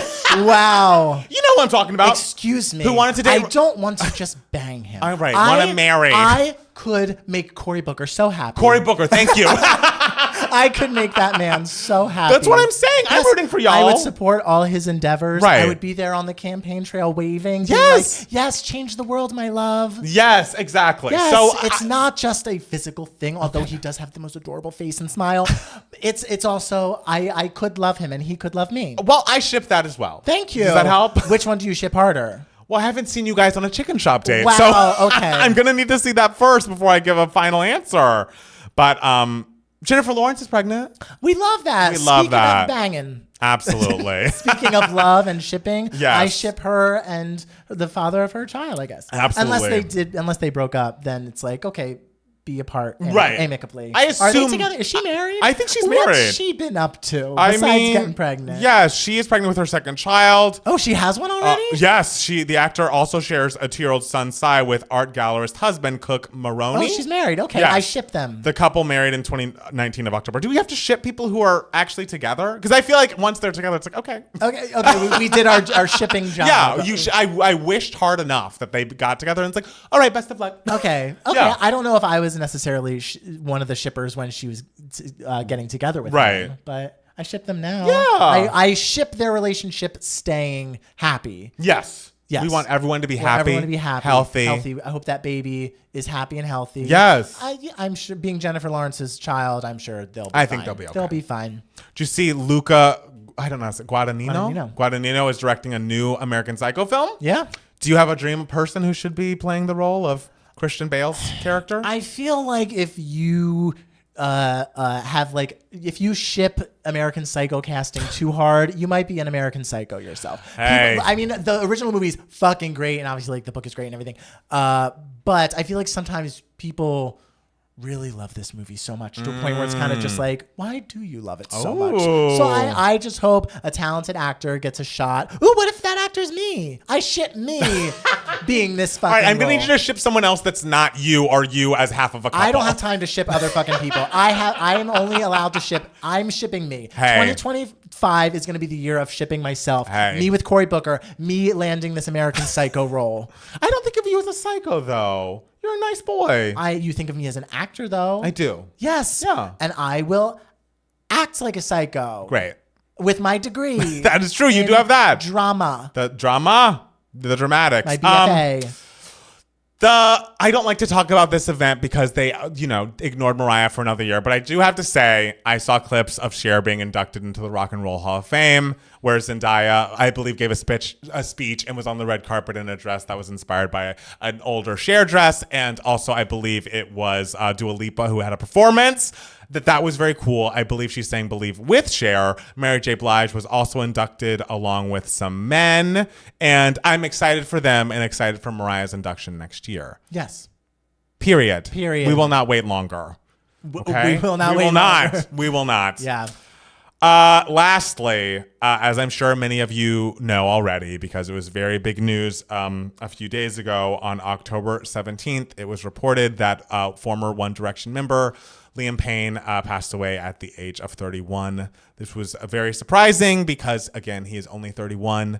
And the incident has, I believe, is still being investigated exactly what happened, but it seems like he was at a hotel and, passed away there.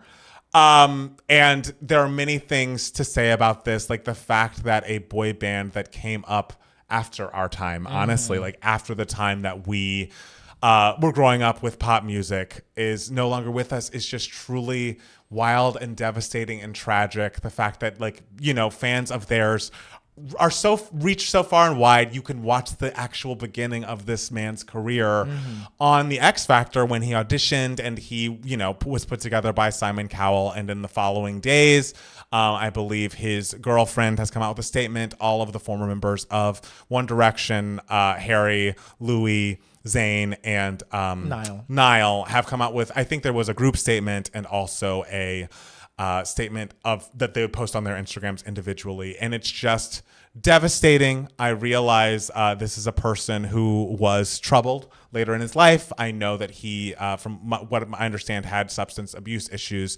and a former partner have some accusations against him that, again, are valid. I believe every person who is alleging abuse should say their piece and not be, basically, even if you are a fan of One Direction or Liam Payne, do not bother this woman who's grieving, I'm sure, in her own way and still dealing with the trauma from her experience. We should not invalidate that. But the fact that someone so young has lost their life, a father, he is the father of Cheryl Cole's son, Bear.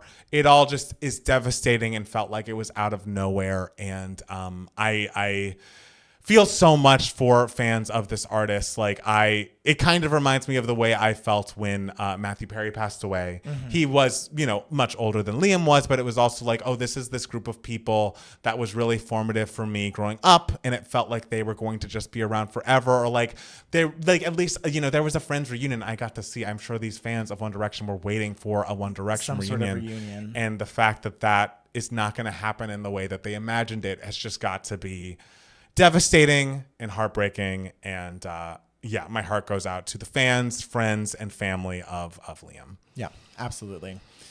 Yeah, that was a shocking thing to experience in the middle of the day. The fact that he was, I think he was, I don't know if he was there performing or what, but he was posting to his Snapchat, hours before this occurred. It just is such a tragic event. And, obviously the first thought is, sending condolences to so many people that were affected. But my second thought is TMZ can rot in fucking hell. Yeah. The fact that they posted this story and posted pictures of this person's body before his family and friends were even notified of his passing. Like, it really makes me sick, the fact that TMZ came into prominence because they were the first to report on Michael Jackson's death, that they think the idea of a celebrity passing is like go time for this. For them, it's like a gold mine. It's just really, really gross and insensitive. Like, and I can't believe after what happened with Kobe Bryant, how they did the remember that. same thing, how they are still a fucking company. Like, we as a society have moved past the need for TMZ, in my opinion. Like, in what world is this the way that we need to conduct ourselves as humans in 2024? Like, it just makes me so incredibly sick, and it turns my fucking stomach. And I just can't imagine how you work there, how you are Harvey Levin, and you can look at yourself in the mirror or sleep at night knowing that you've caused so much additional harm and trauma to these people who are already going through possibly the worst event of their fucking lives. Like, it's just so gross. I'm just really, really sickened by TMZ and their handling of the situation. And but that's not shocking. It's not. It's been years where it's just like, TMZ, what are you doing? And we as consumers, like, do not ever click on a TMZ link. If you see one, if you see the story, I'm sure it's posted somewhere else. Wait till you find that other link. I would never want to give them another click in my life. The fact that they are making their fucking money in this way. Sure. So let's all do that as a culture, as a group of people. I'm not clicking a TMZ link from here on out, and I hope you never do either. Yeah, that's the goal. That's our fucking goal. Yeah. So Matt Steele. Yes. Is there anything else you'd like to tell the people? I don't think so. Okay. We're going to take a quick break and then be back with more Two Gay Mats, the podcast. Beautiful. Oh, my goodness. Never trusted TMZ since they capitalized off the Britney Spears meltdowns. Just got worse and worse. Absolutely. Yeah. Absolutely. Sorry if that was mean, but fuck them, honestly. Like, Fuck them. How does that mean? I don't know. I mean, you try to be nice, whatever. Did you see Shakira postponed her tour to upgrade from arenas to stadiums? That's so cool. I love that. Who stared down the barrel? We're neck and neck. And don't erase me. Don't erase. Don't take a screenshot of Matt Steele because I'm erased. Yeah. Although I've been the one that's been erased on this YouTube channel. How? Remember when YouTube posted you and not me? I do remember that. Well, it was for something specifically black. So Right. I think they were trying to find black. What if I like went on a rant and was just like, you're erasing me? Oh, Lord. Well, then I'd just be like, ooh, erase me, girl, from this screenshot. Yeah. Have y'all streamed APT since you reacted? I mean, I have. I haven't streamed it, but I edited that TikTok of it. Yeah. And so that was kind of a stream. Yeah, I know. Whenever we react to a song, like the editing of it, it's just like I listened to the song like I 12 know. times. And so even if I didn't like it initially, I'm like, that's kind of good. I know. By the end of the edit. Yeah. I mean, the biggest example of that was, of course, Into You, which I was like, I even gave it some criticisms, that Ariana track from Dangerous Woman, and I had to pop in the comments and be like, I was wrong. You were. Yeah, This song is perfect. it's good to admit when you were wrong. It is. guys. Doesn't happen a lot for me, but when it does, I'm ready to He's so admit it. brave. Look at him. So brave. So Look brave, at so him. wise. My God. I'm turning our air on. Brave, more. talented. I am fucking hot in this sweater. I am hot in this sweater. I am. Demi Lovato's family found out about her OD via TMZ. How has nothing been done about them? It's a good question. Brat remix album, not for us, I don't think. I heard some clips, and the clip of the Ariana "Sympathy Is a Knife" that I keep hearing, that clip is growing on me. But we weren't Brat people in the first place, so I feel like we can, pass on the remix album. But Okay. I'm happy that the girls are having fun. I know. I'm Yeah. happy that I haven't listened to any of the remix stuff except Right. for the 360 with Robin, because I want to hear Yeah. Robin. But you don't hear Robin much. You really don't. You don't hear Robin much. You really don't. And it doesn't really sound like 360. It's just the same production and some Yeah, other stuff it's happening. similar. And it's cute. Yeah. I ran into the APT song at the gym today. Thank you for introducing it to my friend Oh, group. good. I'm so happy we could do something good. I know that was such a pleasant little surprise. It was. Because he came over and we were just like, should we react to this Bruno thing? Right. Like, sure. Right. And then the song started and I was like, I know. I'm happy the camera is on. Right. I didn't realize that it was going to be as good as it fucking was. Yeah. Did we talk about Jade's new song, Fantasy? No, but I I haven't love that heard she has a it. new song, and I love that it's called Fantasy. Yeah, she's great. And Isaac, did you hear about the new LA show, holiday show? Oh, we caught you, Isaac. That's the thing. We're It's so. guilt-tripping you, I bet Isaac. people are like after they come to one show, they're like, God damn it! I know. These bitches don't leave me alone. But there is a link if you want to come see us, November 23rd at the Lyric Hyperion, 9:30 What p.m. you It'll be doing fun. November 23rd? Yeah, you can have a date with us. Did y'all hear a mantra by Jenny? No. Well, No. not until everyone in our comments That's was the telling us thing. to react to it. Is Jenny a Blackpink member, I'm assuming? I would assume so. I know Lisa is a Blackpink member, and then Rosé is one. So I'm like, the single name makes me feel like she must be. Sure. Bruno is killing it this year. He needs to collab with Beyonce immediately.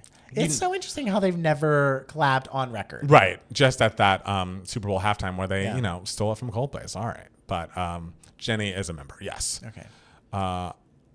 I don't know about what about going to our live show? Do it, Shattered Bones. Do it. I don't know about that. I don't know about that. I don't know about going to a live show. Eras Tour is on its last leg, has started. It's the last leg of that, but it's the first leg of the 2-game match show.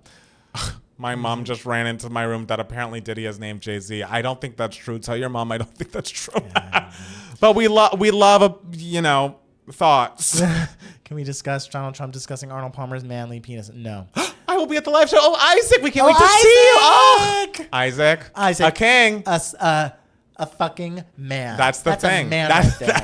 That's a man. Sure, that's our compliment. Yes. That is a man. It will be fun. Unless you don't identify as it. That's true. Unless you don't even, I believe you do. But if you don't, But if you don't, we need new merch from YouTube for Christmas. That's true. And we just got new pictures that I can put little, there's lots of pictures. I got candy canes Dropbox full of You all the do. pictures so we can use them for whenever. That's true. I used them for our little pitch deck. I that saw we that had. deck looks cute. Good job. so Great putting it together. I do what I can. I love I am that. like a graphic designer. I'm not. Did you see I emailed someone who owes us money today? I was gonna say who. I didn't see that, But- but thank you. I did a reply all, added everyone who's been on the thread, and was like, "Hey, Hi. we're still waiting, Still to send waiting. you an invoice for the work we did for you."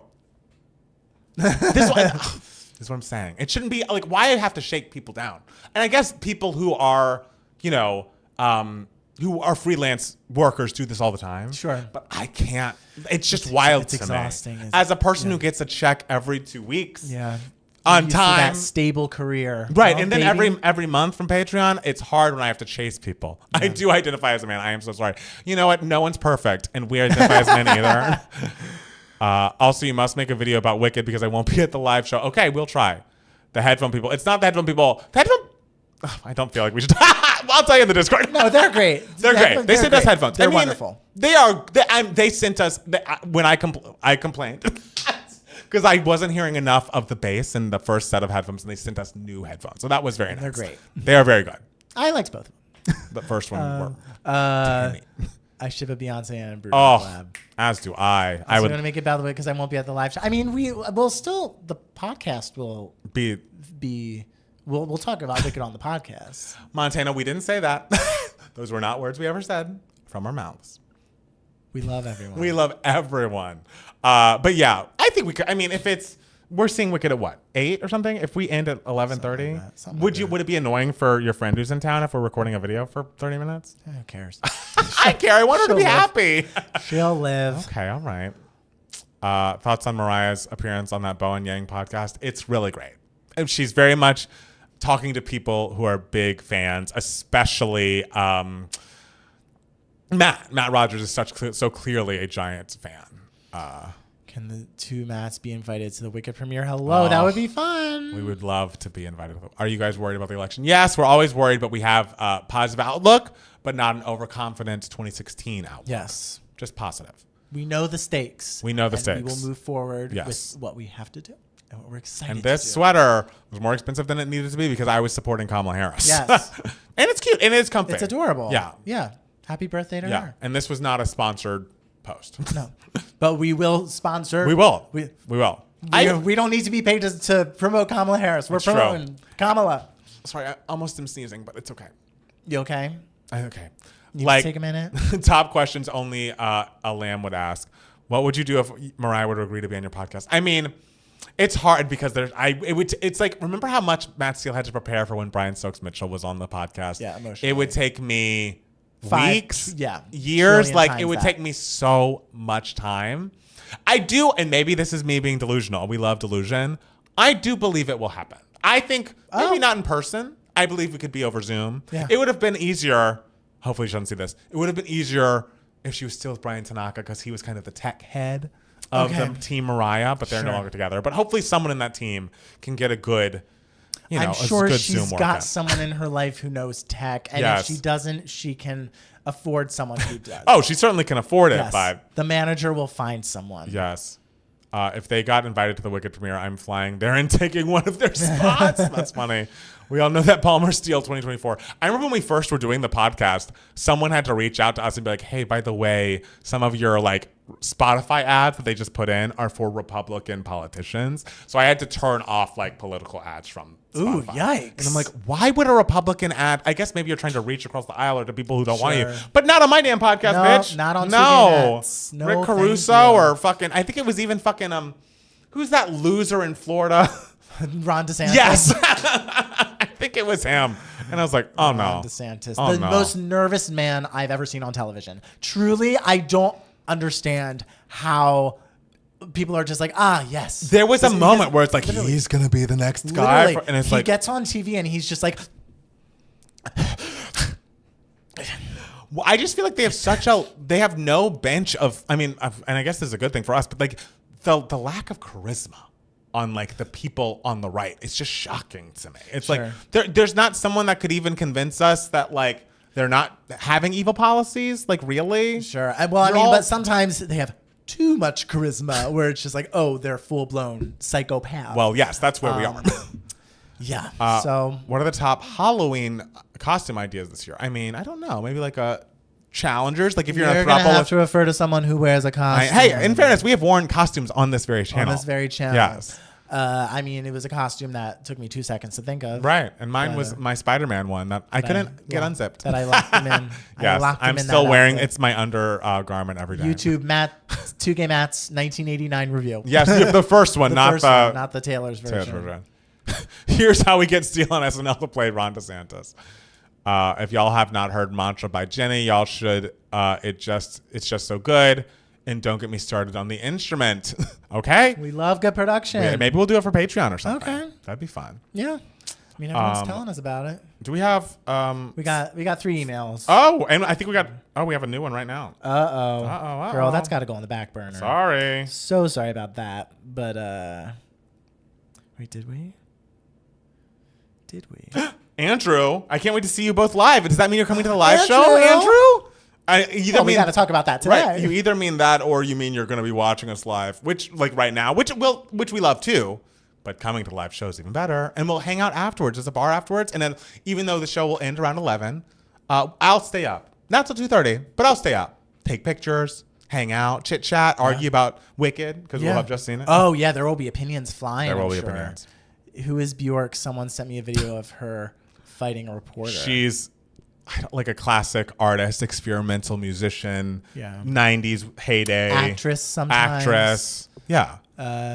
Good time. All around good time, except for that reporter, I guess. You guys stream on my day off in New Zealand. Great to have you on every Monday. Oh, yay. I'm so glad that works out. We love a Monday off. Yeah, we do. Yeah. I wish I had a Monday off tomorrow. I'm so sorry about that. I didn't have it for Indigenous Peoples Day either. Sucked. Okay, are we ready for Act 2? Act 2, let's go. Let's do it.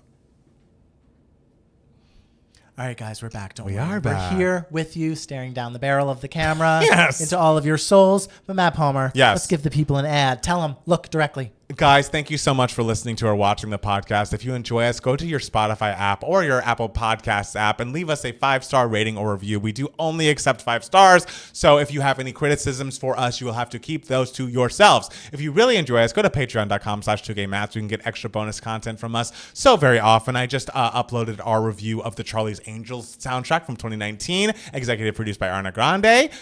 We also have a Discord. We can join, talk to us, talk to many other pop culture accept folks, meet friends you haven't met yet. And we're sorry for belaboring the point, but if you are in LA, please go to 2gaymatslive.com and get your tickets to our live holiday show happening on November 23rd at the Lyric Hyperion. It's going to be so much fucking fun, and we can't wait to see you there. Yes, you know who's seeing it. Who? Andrew, who just sent us an email. Yes. I think this is what he meant. He just said, I love tuning in every Sunday night to y'all's podcast, and I can't wait to see you both live. I hope that means you're coming, Andrew. We can't wait to see you. Yeah, so this is sort of an email my heart from him. This isn't a real question. Okay, well, I was just saying, I just wanted to give Andrew a shout out. We love you, Andrew. We love you, Andrew. You're amazing. Yes. But we got other emails that are from the week prior, actually. And what part of the podcast are we in, Oh, yeah. actually? No. This is Email My Heart. This is the section of the podcast where we answer any questions that you guys might have. Yes. You can be a part of Email My Heart if you email us at 2gaymats@gmail.com. 2 is spelled TWO. Yes. First email comes to us from Brad. Brad says, career advice. Hi, Brad. Hi, Brad. Hi, Mats. This question is mainly for Matt Palmer, but Matt Steele, feel free to chime in. Thanks in advance for your time and wisdom. Matt Palmer, I think you work in music marketing / corporate.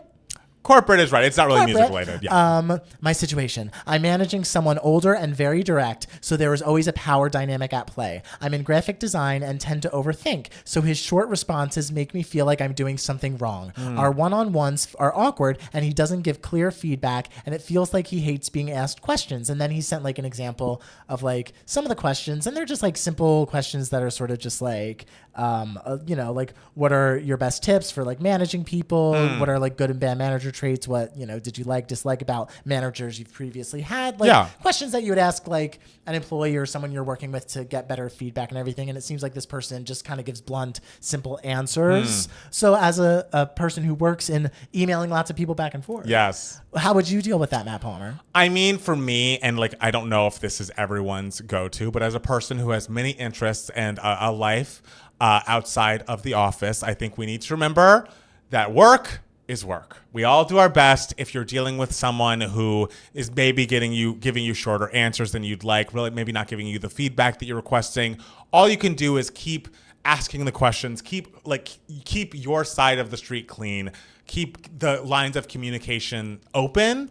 And if he wants to, jump into the street and clean off his side and like really give you feedback one day, then that's great. But if he doesn't and a complaint comes up in the future, will have something to go back to. It's like, well, I asked him for feedback on this day. I asked him if he was enjoying working with me, or, I just asked him for things I could do better. I gave him this feedback at this time. I would say always do things in writing. Make sure you have a record when you're having these interactions. But it's also like, you can't really, it's easier said than done, but I would not take interactions at work that seem odd, stilted, or maybe different than like your ideal personally, if you could stay away from it. Because it's like, you don't know what's going on in his life outside of work. You don't know how he feels about you being younger and his manager.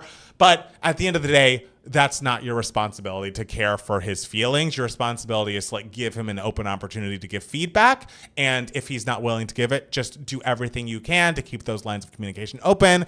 And, if there's a way to not hyper focus on this one person and think about the other good parts about your job and the other good things happening in your life, I would do just that. Sure. And I wouldn't take it personally, because to sort of say simply, sometimes that's just how people communicate. It's true. Like as someone who, has to email in the entertainment industry, you're emailing like, your agent or you're something like this. Like no one writes a shorter, more blunt email than a fucking agent. Like, and right. to the point where when I would first start getting emails from them asking me to like do something or right. replying to something, it was so blunt. And I was like, do they like hate me? Right. But I'm kind of just like, now I realize like, that's just kind of how that's how, because I'm someone who, pillows an email with, I hope you're having a great day. Yes. Good to see you. Hope you're having a great week. Exclamation points. I'm excited to do this. Yes. And then fills it with like what I need specifically. Yeah. And I've gotten better at like cushioning an email less and being more direct. For sure. So sometimes people just communicate in that sort of way and you can't take it personally. Totally. As long as they're doing their job. Yes. And that you're doing yours, then like. Doing yours, and it's still a relatively pleasant work environment going on. I don't think you should really take it too personally, because that could just be how they are. Like they might feel like I'm happy at my job. Why should I like answer all these questions when like it's fine? Yes. When my answer is it's fine. Yes. So I think you're fine. Yeah, and I think you're doing the right thing, and just keep it up. Yes. Okay. So this email is actually an update from an email we got a year ago. Oh. It says, guys, it's an update.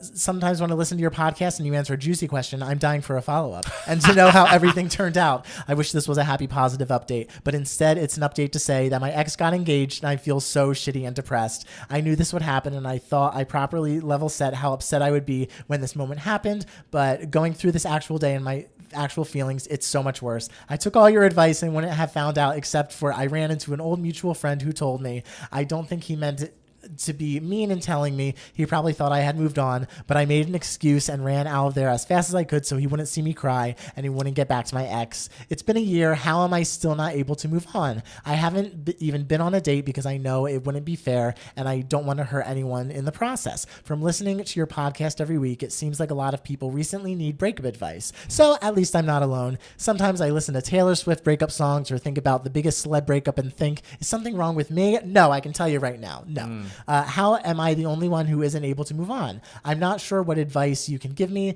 that you didn't give me last time, but man, I just didn't think that the usual breakup advice, I just don't think that the usual breakup advice is working for me. I'm just wasting my time by not putting myself out there, but damn, I just don't feel like I can give my heart to anyone else, let alone meet someone and it not work out. And I have to go through this again. Clearly, there's something wrong with my ability. Clearly, there's something wrong with my ability to move on. I don't think there is. I don't think Dude, so. I think maybe because it seems like going into like a date with someone gives you a little anxiety to think like, oh, can I give my heart to this person? Could I see myself with this person in the future? I would say when it comes to dating, you know, whether it be meeting someone in real life or whether you're on Hinge or like Tinder or one of those or something like that, literally go into your date being like, I'm making a new friend. For and sure.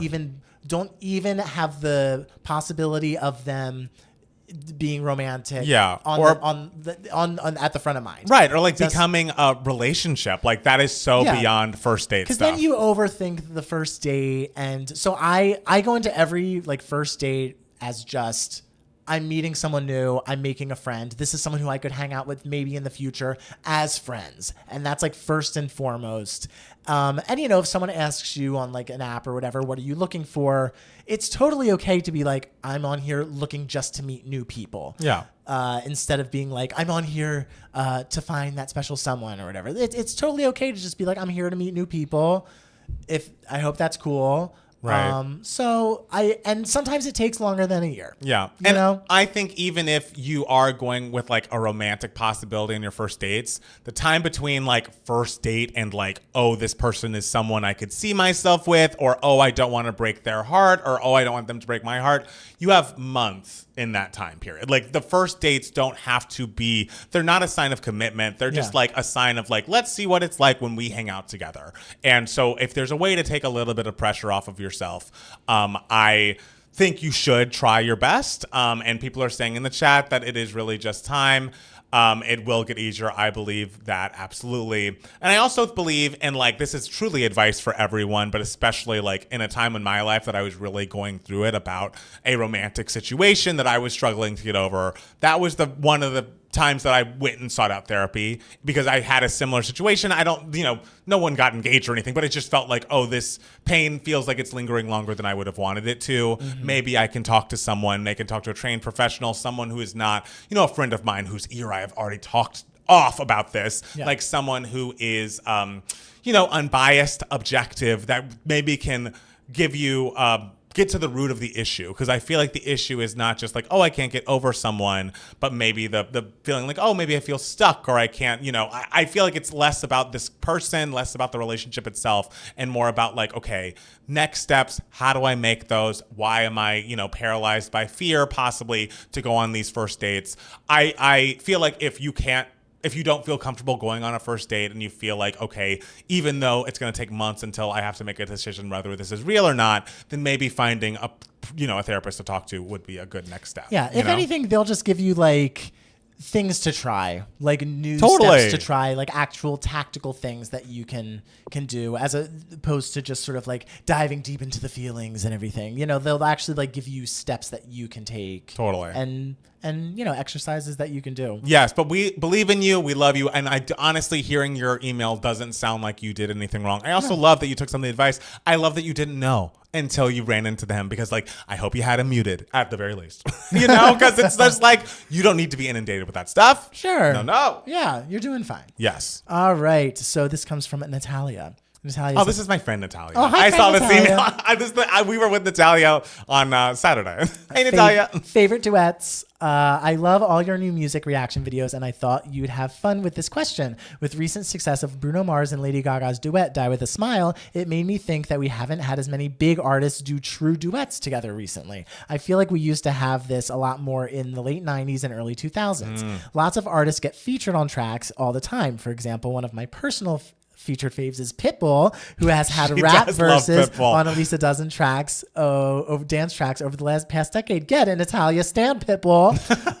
But I feel like that's a different experience than a true duet where two artists are singing together, harmonizing, and creating a whole new sound. What do you think? I'd love to know some of your favorite duets over the years. A few that came to mind for me. For pop music, Mariah Carey and Boyz II Men, One Sweet Day, Ricky Martin and Christina Aguilera, Nobody Wants to Be Lonely, Gloria Estefan, and NSYNC, Music of My Heart, and Alicia Keys and Usher, My Boo. What are some of your favorite duets? Well, of the ones she listed, I just have to say that we do not, as a culture, talk about that Ricky Martin and Christina love Aguilera. that song. I love Nobody Wants to Be Lonely with Christina. I think that is such a perfect duet, and I'm so glad it exists. I also, when reading this, I feel like my issue always with superstar duets is a lot of times the duets don't match the superstar level of the artists. Sometimes it's the star is the fact that they have duetted, and less about the fact that the song is incredible. Grace in the chat is saying Two Most Wanted by Beyonce and Miley. Ooh, I think that is a great example of a great duet in which the song is as incredible as both of the artists. I also always go back to fucking Telephone. I love Gaga and Beyonce. I guess you could argue that's a feature, but Beyonce has such a moment in that song. That's a duet. That feels like a duet to me. And if we're talking about harmonizing and vocal performance, it's hard to beat. I was actually listening to Music Box 30 over the weekend, and when I got to Endless Love, the Mariah Carey and Luther Vandross version, I was like, are there two better singers that have ever walked the earth and at such a peak of their powers sung together on a song that's already perfect? I love Endless Love by Mariah and Luther so much. So those are three of my personal faves. What about you, Matt Steele? As a pop person who was not plugged in the 90s that much, I can't say I have many. I mean, I just think of The Boy Is Mine. Oh, I think, as one should. Whitney and Mariah doing When You Believe. That was big. Don't you fucking start with me, Matt Palmer. I didn't say a word. It's insane to me that Matt Palmer does not know that song is as good as it fucking is. I think it's a good song. It's a phenomenal song. It's a good song. It's two incredible artists coming together. Three incredible artists. Steven Schwartz. I think I'm sure Steven's a nice boy, Okay, he's a man. He's a man now. All right, Thank you. Great. Yeah, sure. Won an Oscar for When You Believe. I love that. Yeah, I mostly think about Broadway duets. Sorry, Lindsay in the chat is saying Brandy and Wanya Morris, Broken Hearted. That's another excellent one. There's just, there was a lot. And around that time, there was a lot. Oh, you know what song I love? I love 112 and Allure, All Cried Out. If you've not heard that song, if you love a 90s R&B sound, that is very much a girl group you should listen to. But honestly, that cover of All Cried Out by 112 and Allure is excellent. And another fave of mine. Okay. Great. All right. All right. We love duets. We love great duets. Album. If you love Broadway duets, Duets is a great album of Emily Skinner and Alice Ripley. That they recorded together right after Sideshow. Oh, I was going to say Sideshow, a song we sang at a live show. We love Duet. I know. We're going to sing a different song this year, guys. Well, I guess this year. That was also this year. Whatever. Yeah. This holiday season. Yes. Matt Steele. Uh-huh.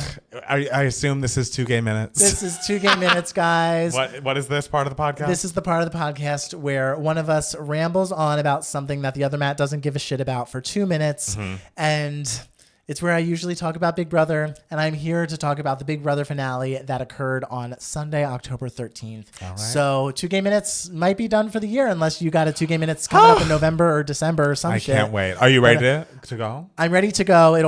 be longer than 2 Oh, minutes. Lord, you're swiping. So I'm seeing what sorry you've about written. that. All right, 3, 2, 1. Finale night, Julie Chen was in Cerulean. We saw Chelsea win the first part of the Final H competition. Then we watched MJ win the second part of the Final HOH competition. And we watched Cam just be the sweet little old doll that he is. What mattered was who won part 3. If Chelsea won, we thought there would be a chance that she'd cut MJ, shocking her, devastating her, betraying her, but 100% guaranteeing her a unanimous win. But MJ pulled out the win in the very last question of the Final HOH, beating Chelsea and getting to decide who to bring to the Final 2. Would she do it? Would she use her brain and cut Chelsea, who she stood no chance of beating? Julie said, MJ, this is a $750,000 decision. And boy, oh boy, was that true, because in one fell swoop, MJ lit $675,000 on fire when she voted to evict Cam, sitting next to Chelsea in the Final 2. The two women argued their points to the jury and answered their questions. MJ highlighted her achievements. She was not only made it to the end after being completely alone for the first half of the game, but she now holds the record for the most competitions won by a woman in a single season. Valid. But Chelsea stood up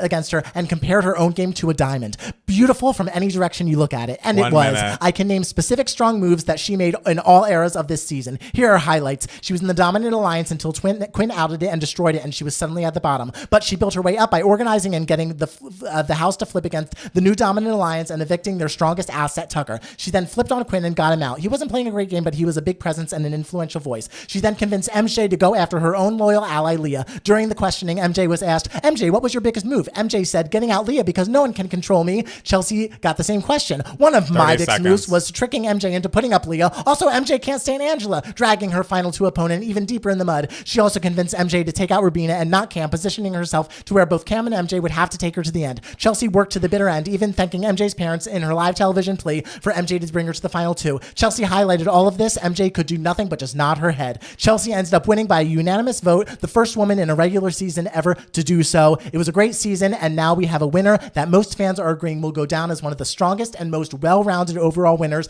ever until I win Big Brother 27 next year. That wasn't that much longer than 2 minutes. Okay, that was great. maybe 2:05. Yeah. Great season. I had a great time. You happy with the winner? Oh, I mean, Chelsea's just objectively one of the best winners. Okay. Like in all aspects of the game. If someone were to be like, name a game that is so well-rounded and won, that's just it. Like, Right. I just point to her. Yeah. Well, so I'm very excited. Congratulations, Chelsea. Yes. We love that for you. Niecy Nash's niece. Yes. Apparently it just came out. Small world. I know. That's a successful family. Absolutely. How do I get in that family? Because I they got don't- luck. They got Emmys. They got Big Brother wins. You got to marry somebody. If someone in Niecy Nash's family would like to marry me, Matt Palmer will ship it. I will ship it. I'm going to ship it. I'm sure all the fans will ship it. And all of y'all, please just ship me and someone in Niecy Nash's Yes. family, please. All right. Well, instead of using it to game minutes, I'm going to go to my giving me moments. Okay. Are you ready? I'm ready. Okay. I have two, not giant giving me moments, but I just want to shout out two Housewives things. First of all, I've been talking about Housewives of Orange County, how it is still my favorite franchise that's on of Housewives right now, and I believe there are 4. But I just have to say, if you have not watched the last episode, there is a new cast member. She was new last season. Her name is Jen, and she is like, she is dating a man who is problematic. He's the one that was involved in the Shohei Ohtani like gambling scandal, and that's all coming out this year. Okay. But she also is a person who's very sweet, very nice. Girls, like the more seasoned girls like Tamra mostly, who have been on the show for years and years, have been like trampling all over her for the past 2 years, then kind of apologizing, and Jen accepts their apology.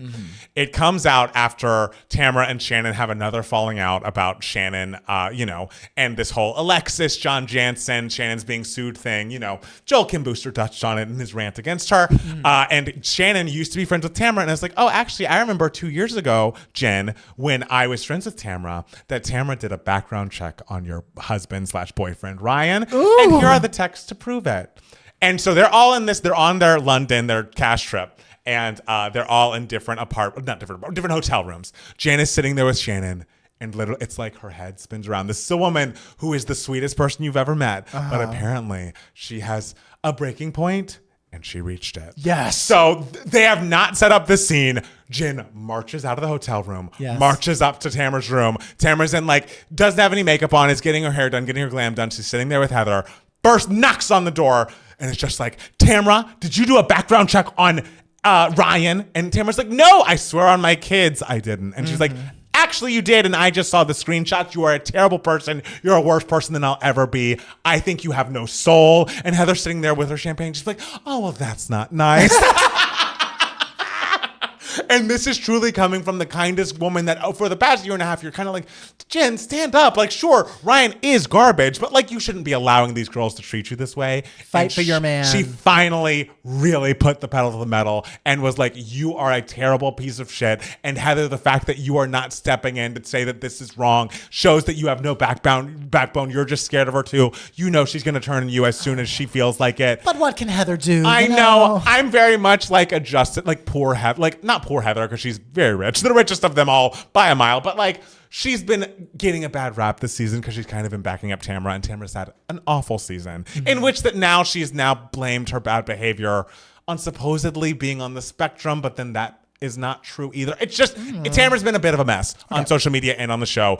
So to see Jen kind of being the voice of the audience, kind of being the audience surrogate and being like, you're not sick. You're not going through anything. You're just a bad person who wants more to make a good show than to be a human being with empathy. And it's like to hear that coming from the last place I would have ever expected was brilliant and wonderful. Also, I just have to take back something I said. I talked about Housewives of Salt Lake City and I was like, I don't know about this new girl Bronwyn. She's kind of reaching. I miss Monica. This last episode, she was more vulnerable in like her 5th episode of Housewives than I've seen so many Housewives be over the course of their Housewives careers. She was basically like, I was at BYU, because of course everyone's Mormon. She's no longer Mormon, but she's like, I was at BYU. I got pregnant. I went to my then boyfriend's parents, told them about it. They slut shamed me and basically forced him to break up with me. He wanted no part of my child's life.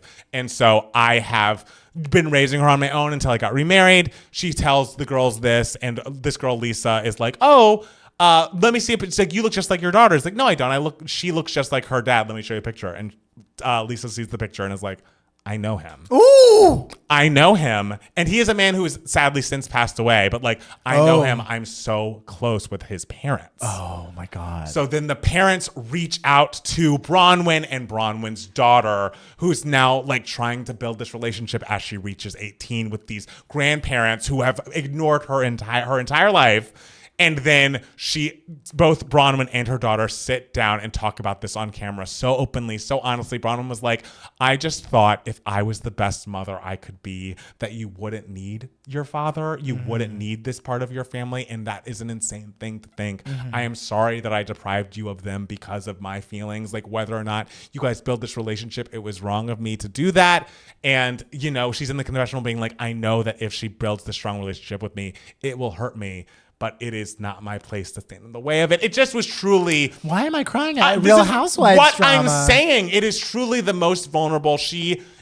I feel like at least for this season, she gets a fucking pass. Because that is like real shit that a lot of times, especially like so far into Housewives being a thing, the women are just going on to try to sell their product and like tell as little about their personal life as possible. And Bronwyn did something that like a lot of people on camera would be too afraid to do. And the fact that both she and her daughter could have this frank conversation, I thought was really lovely and really amazing. I'd recommend a watch of that episode. Lastly, I'm not that far into it, but man, Paper Mario for Switch is so fun. Great. It's really lovely. It's really fun. It's so cute. And I can't wait to continue playing it. I think I'm like an hour and a half into this game, but like I never played Paper Mario. It is very much like almost Mario RPG Part 2, but just a different style. And why is it paper? It's just because like all of the characters are flat. It's kind of just like the way they all look. Everything's flat. It's like the original Wicked poster. It's like the original. It's like the offensive original Wicked poster. Right. And Mario's just staring down the barrel. Jesus Christ. I never knew a game could offend Cynthia Erivo and erase her so much. It's true. I can't believe it. Devastating. Matt Steele. Yes. What's been giving you moments, darling? So a movie that was one of my most anticipated of the year finally came out. Okay. So all this Real Housewives drama just made me that you were telling me about made me realize like, oh, I would love for Sean Baker, the director, to like have like a movie about that Ooh, kind of thing. Which leads me into my Give Me Moments, which is Sean Baker's movie Anora, which just came out. I love Sean Baker's movies. Y'all know I go hard for The Florida Project. Love Tangerine. Love Red Rocket. And so I was very excited when his movie Anora won the Palme d'Or this year. It stands a very good chance of getting nominated for Best Picture and Best Director. So I'm happy to see him getting his flowers. But I finally got to see it, and it's so fucking funny, so fucking good, so fucking fun and entertaining. It is. It's about a young sex worker named. She goes by Annie, but her full name is Honora, and she.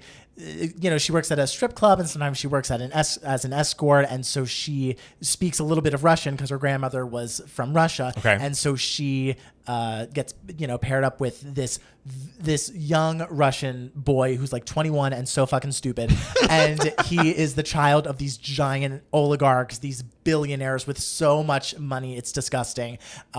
He like takes her, they like form a friendship. He takes her home and like hires her like for the week to be his girlfriend and everything. They end up getting married in Vegas, and so she like has. She's like, that's it. I'm a part of this like very wealthy family now, and it's great. But his parents back in Russia find out, and they send their, I don't know what you would call them, workers, friends of the family. I don't know, these Russians. It's like some of them are Russian, some of them are Armenian, and they go over to essentially like grab the couple and like break the marriage up for various different reasons. Oh Lord. And it just turns so chaotic, so insane. It's what I love in a comedy. It's like getting a bunch of characters together and having them scream at each other and over each other for 45 minutes. It's so much fun. The performances are out of control good. Obviously, the lead, Mikey Madison, she's getting a ton of Oscar buzz, and I can totally see why. I mean, there is the final moment in this movie. I love all of Sean Baker's final moments in all of his movies. They're always so shocking and moving and simple. And this is exactly just like that. There is a moment in the final moment that she is just so good, and I mean, you need to see it to know what it is, but she's really nails that moment so well.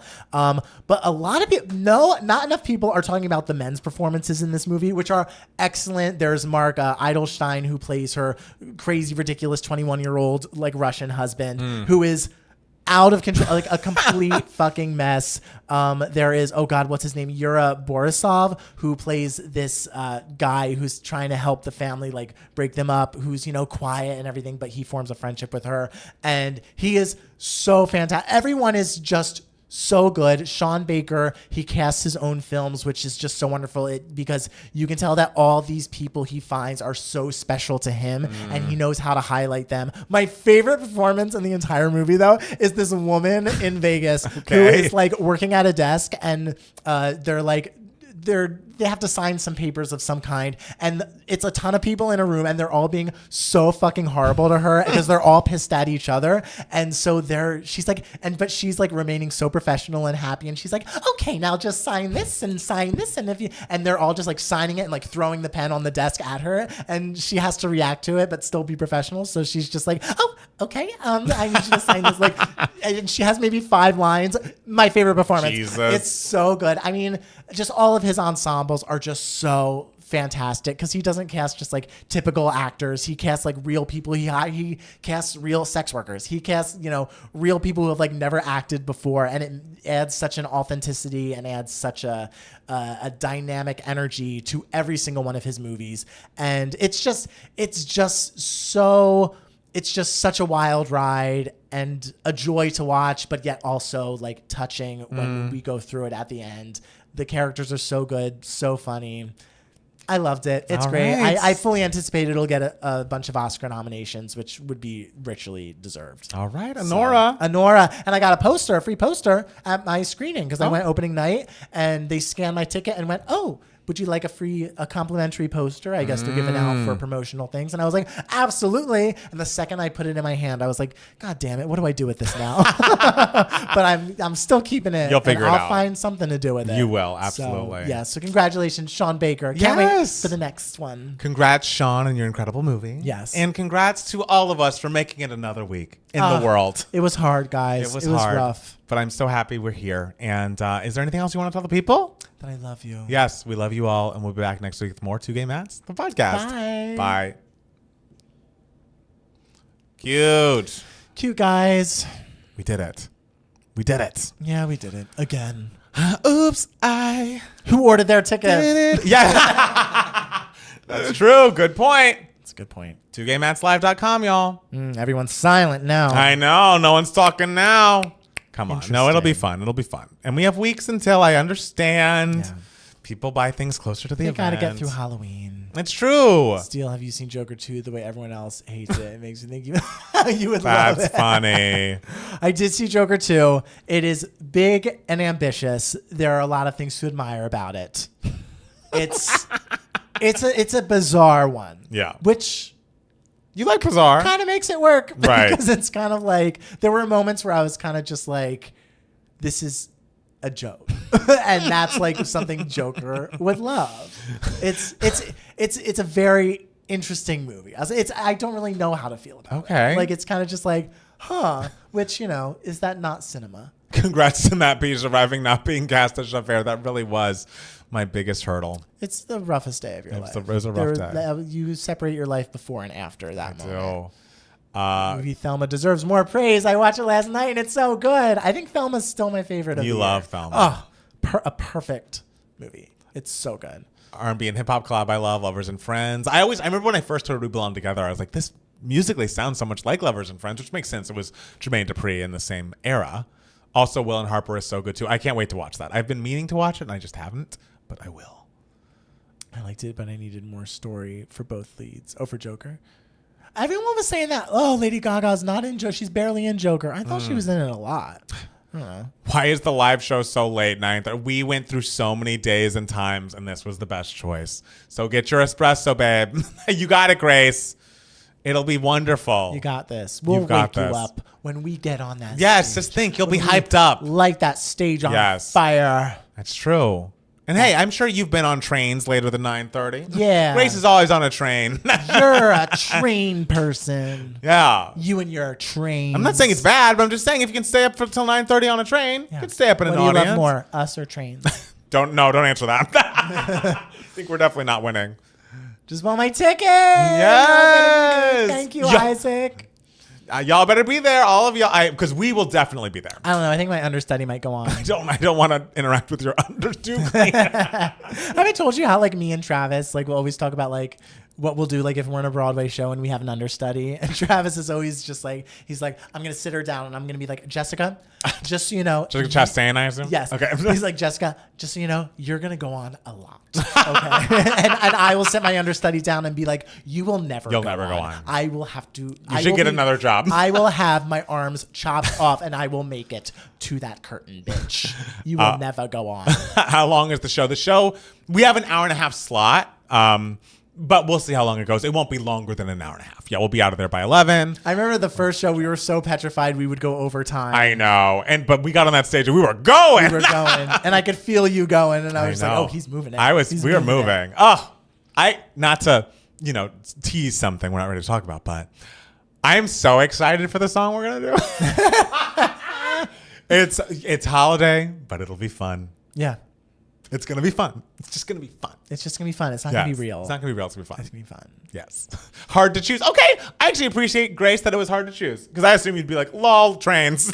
Sure. Are you helping the environment and the world, getting people from place to place? No.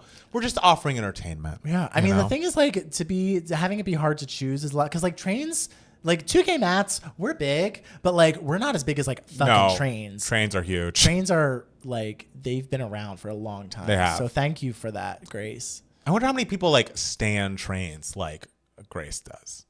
The first show went so well. I can't wait for what's next. Oh, that's so kind. That's pressure. Isaac, see, and if you want to meet a very kind man, come kind. meet Isaac. We'll shout him out from the stage.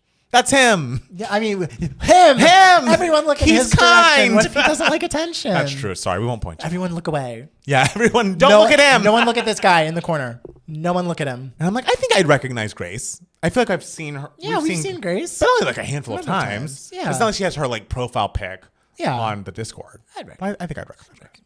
Trains like the railroad. Yes. Like the chugga chugga choo Like a chug chug choo choo. Like the chugga choo. Hey, we love to chug a chug. Like And the that's little engine that could. great for the environment. Like Thomas. I never loved Thomas. Wow. Steele versus Thomas. Feud. The only like kids show that's like PBSE that I stand was Barney. Sorry. Sesame Street, don't have time. Wow. Thomas, don't have time. Isaac loved Thomas. That's great. It's wonderful. I mean, I love Bluey now, but I guess that's not when I was a kid. It's different. It's a different thing. Yeah, but when I was a kid, it was all Nickelodeon. All Nickelodeon and Barney. I mean, yeah. And Mighty Morphin Power Rangers. Of course. Before Tommy arrived. I liked Tommy. Fuck Tommy. When Tommy arrived, I was like, this is bad news. They're going to make him the star, and it's an ensemble piece. It's like they're the Spice Girls. True, There is no star. Jason was kind of the star. But You know? like... Is it? But Tommy got all the cool shit. Well, And yeah, so I it's know. just like- It wasn't fair. I thought when he became the White Ranger and then got like the like different outfit, I was when like, it was okay, a now I feel like we're... systematic inequity. Oh, wow. I'm literally asking for a refund right now because of Steele's Thomas comments. Sorry. Look, you're turning people off. Listen, with if your... you want to go, if you want to do an email my heart or IRL my heart with what we called it, and ask about Thomas. ask our opinions about Thomas the Tank Engine. Nickelodeon was my channel.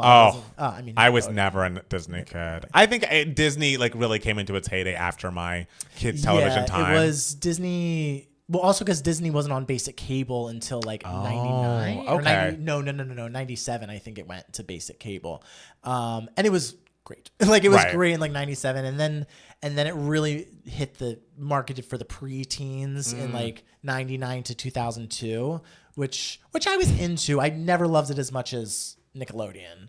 Like it fucking wishes it could be Nickelodeon. But honestly, for me, by 97, I was watching MTV. Sure, I was watching fucking, David screaming at his producer girlfriend in the car on The Real World. Oh my God. That was a moment. What Tommy Kimberly? Now that was a ship. I ship nothing with Tommy. You are so anti-Tommy.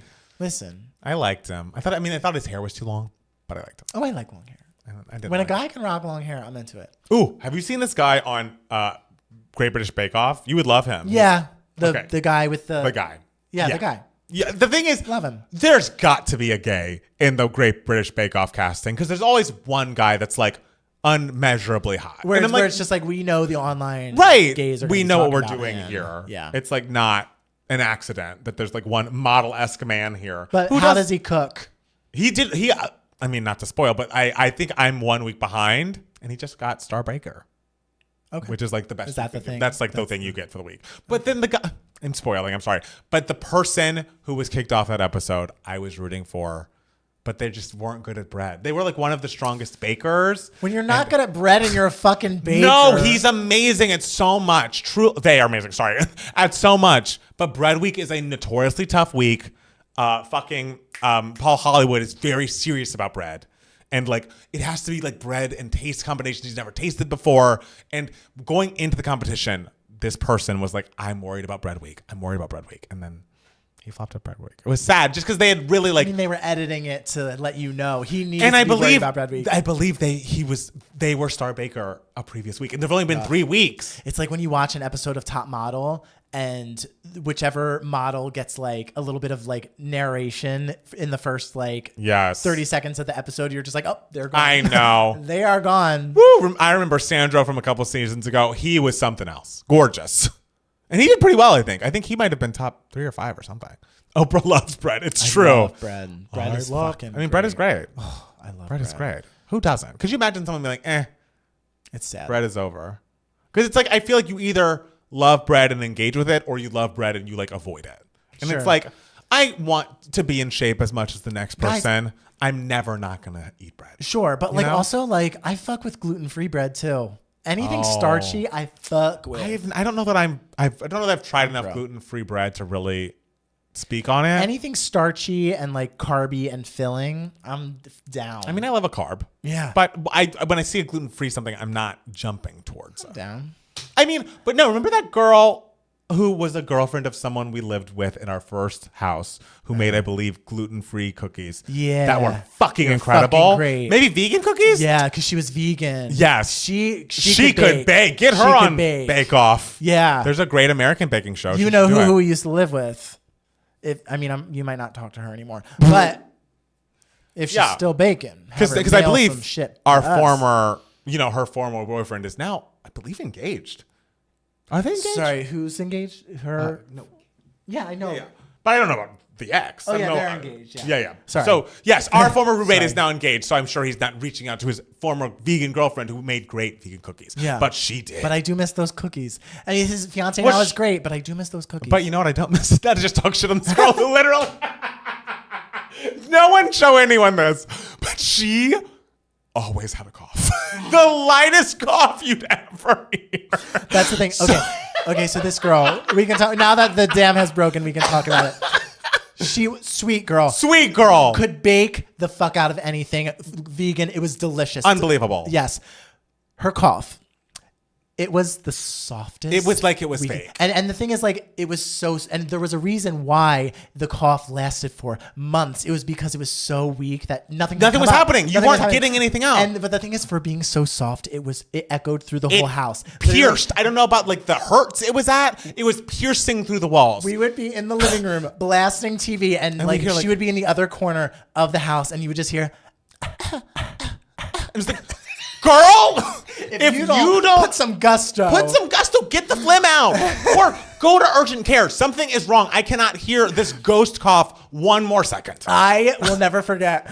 We were in the living room and like the ghost cough happened like across the house or whatever, and you just heard it. And Matt Palmer didn't even hide it. He just screamed, "Oh my God, that cough!" And I was just like, shh. I was being quiet. Yes. I thought I was lovely girl. Lovely. Great at baking. I hope she's learned how to cough. I hope she's doing great. Yeah, I hope she got that phlegm out. Just go to urgent care. Get some cough drops. There's got to be a way. Yeah. I couldn't. It was months. Months. And months of just. It's like, girl, are you faking this? It's like how people kind of change their sneeze to not seem to seem more dainty. Yeah. And like maybe that's what she was doing, but I was like, I can't take it. I could not take it. Yeah. Ghost cough haunts you both. I can't believe we've never talked about ghost cough. I can't believe it. I had forgotten about the ghost cough. What a time. It was oof. What a time. I was furious. It was just so funny. And she wasn't one of the people that was voting on whether or not Steele should come. No. That was the roommates who we're still good friends with. Yes. And she called Steele annoying. But yeah, ghost cough was something. Ghost cough. All right, guys, It is Halloween season. It really is. Watch out for any ghost coughs you may run into this week. That's what the song "Disease" is about. The ghost cough. It was more like a sound, like a pitch, than it was like like I'm trying to get something out. We gotta go. We can't talk about ghost cough anymore, but we love you. We wish her well. We do wish her well, and all of you well. Yeah. And we'll see you this time next week. Very well. Matt, do you I like candy corn. My thing with candy corn I think is really great and tasty, but it's that thing where once you have one too many in a sitting, it becomes repulsive. I hear that. And you never know when that mark is hit until it's already happened. I also saw a drawing someone did on the internet this week that was very sweet, and you know what it was? It was a candy corn looking at itself in the mirror, and it said, "Well, I like me." That's beautiful. I was like, "Good for you, candy corn." Good for you, candy corn. Okay. We gotta go. We love you. Bye. We love you. Bye.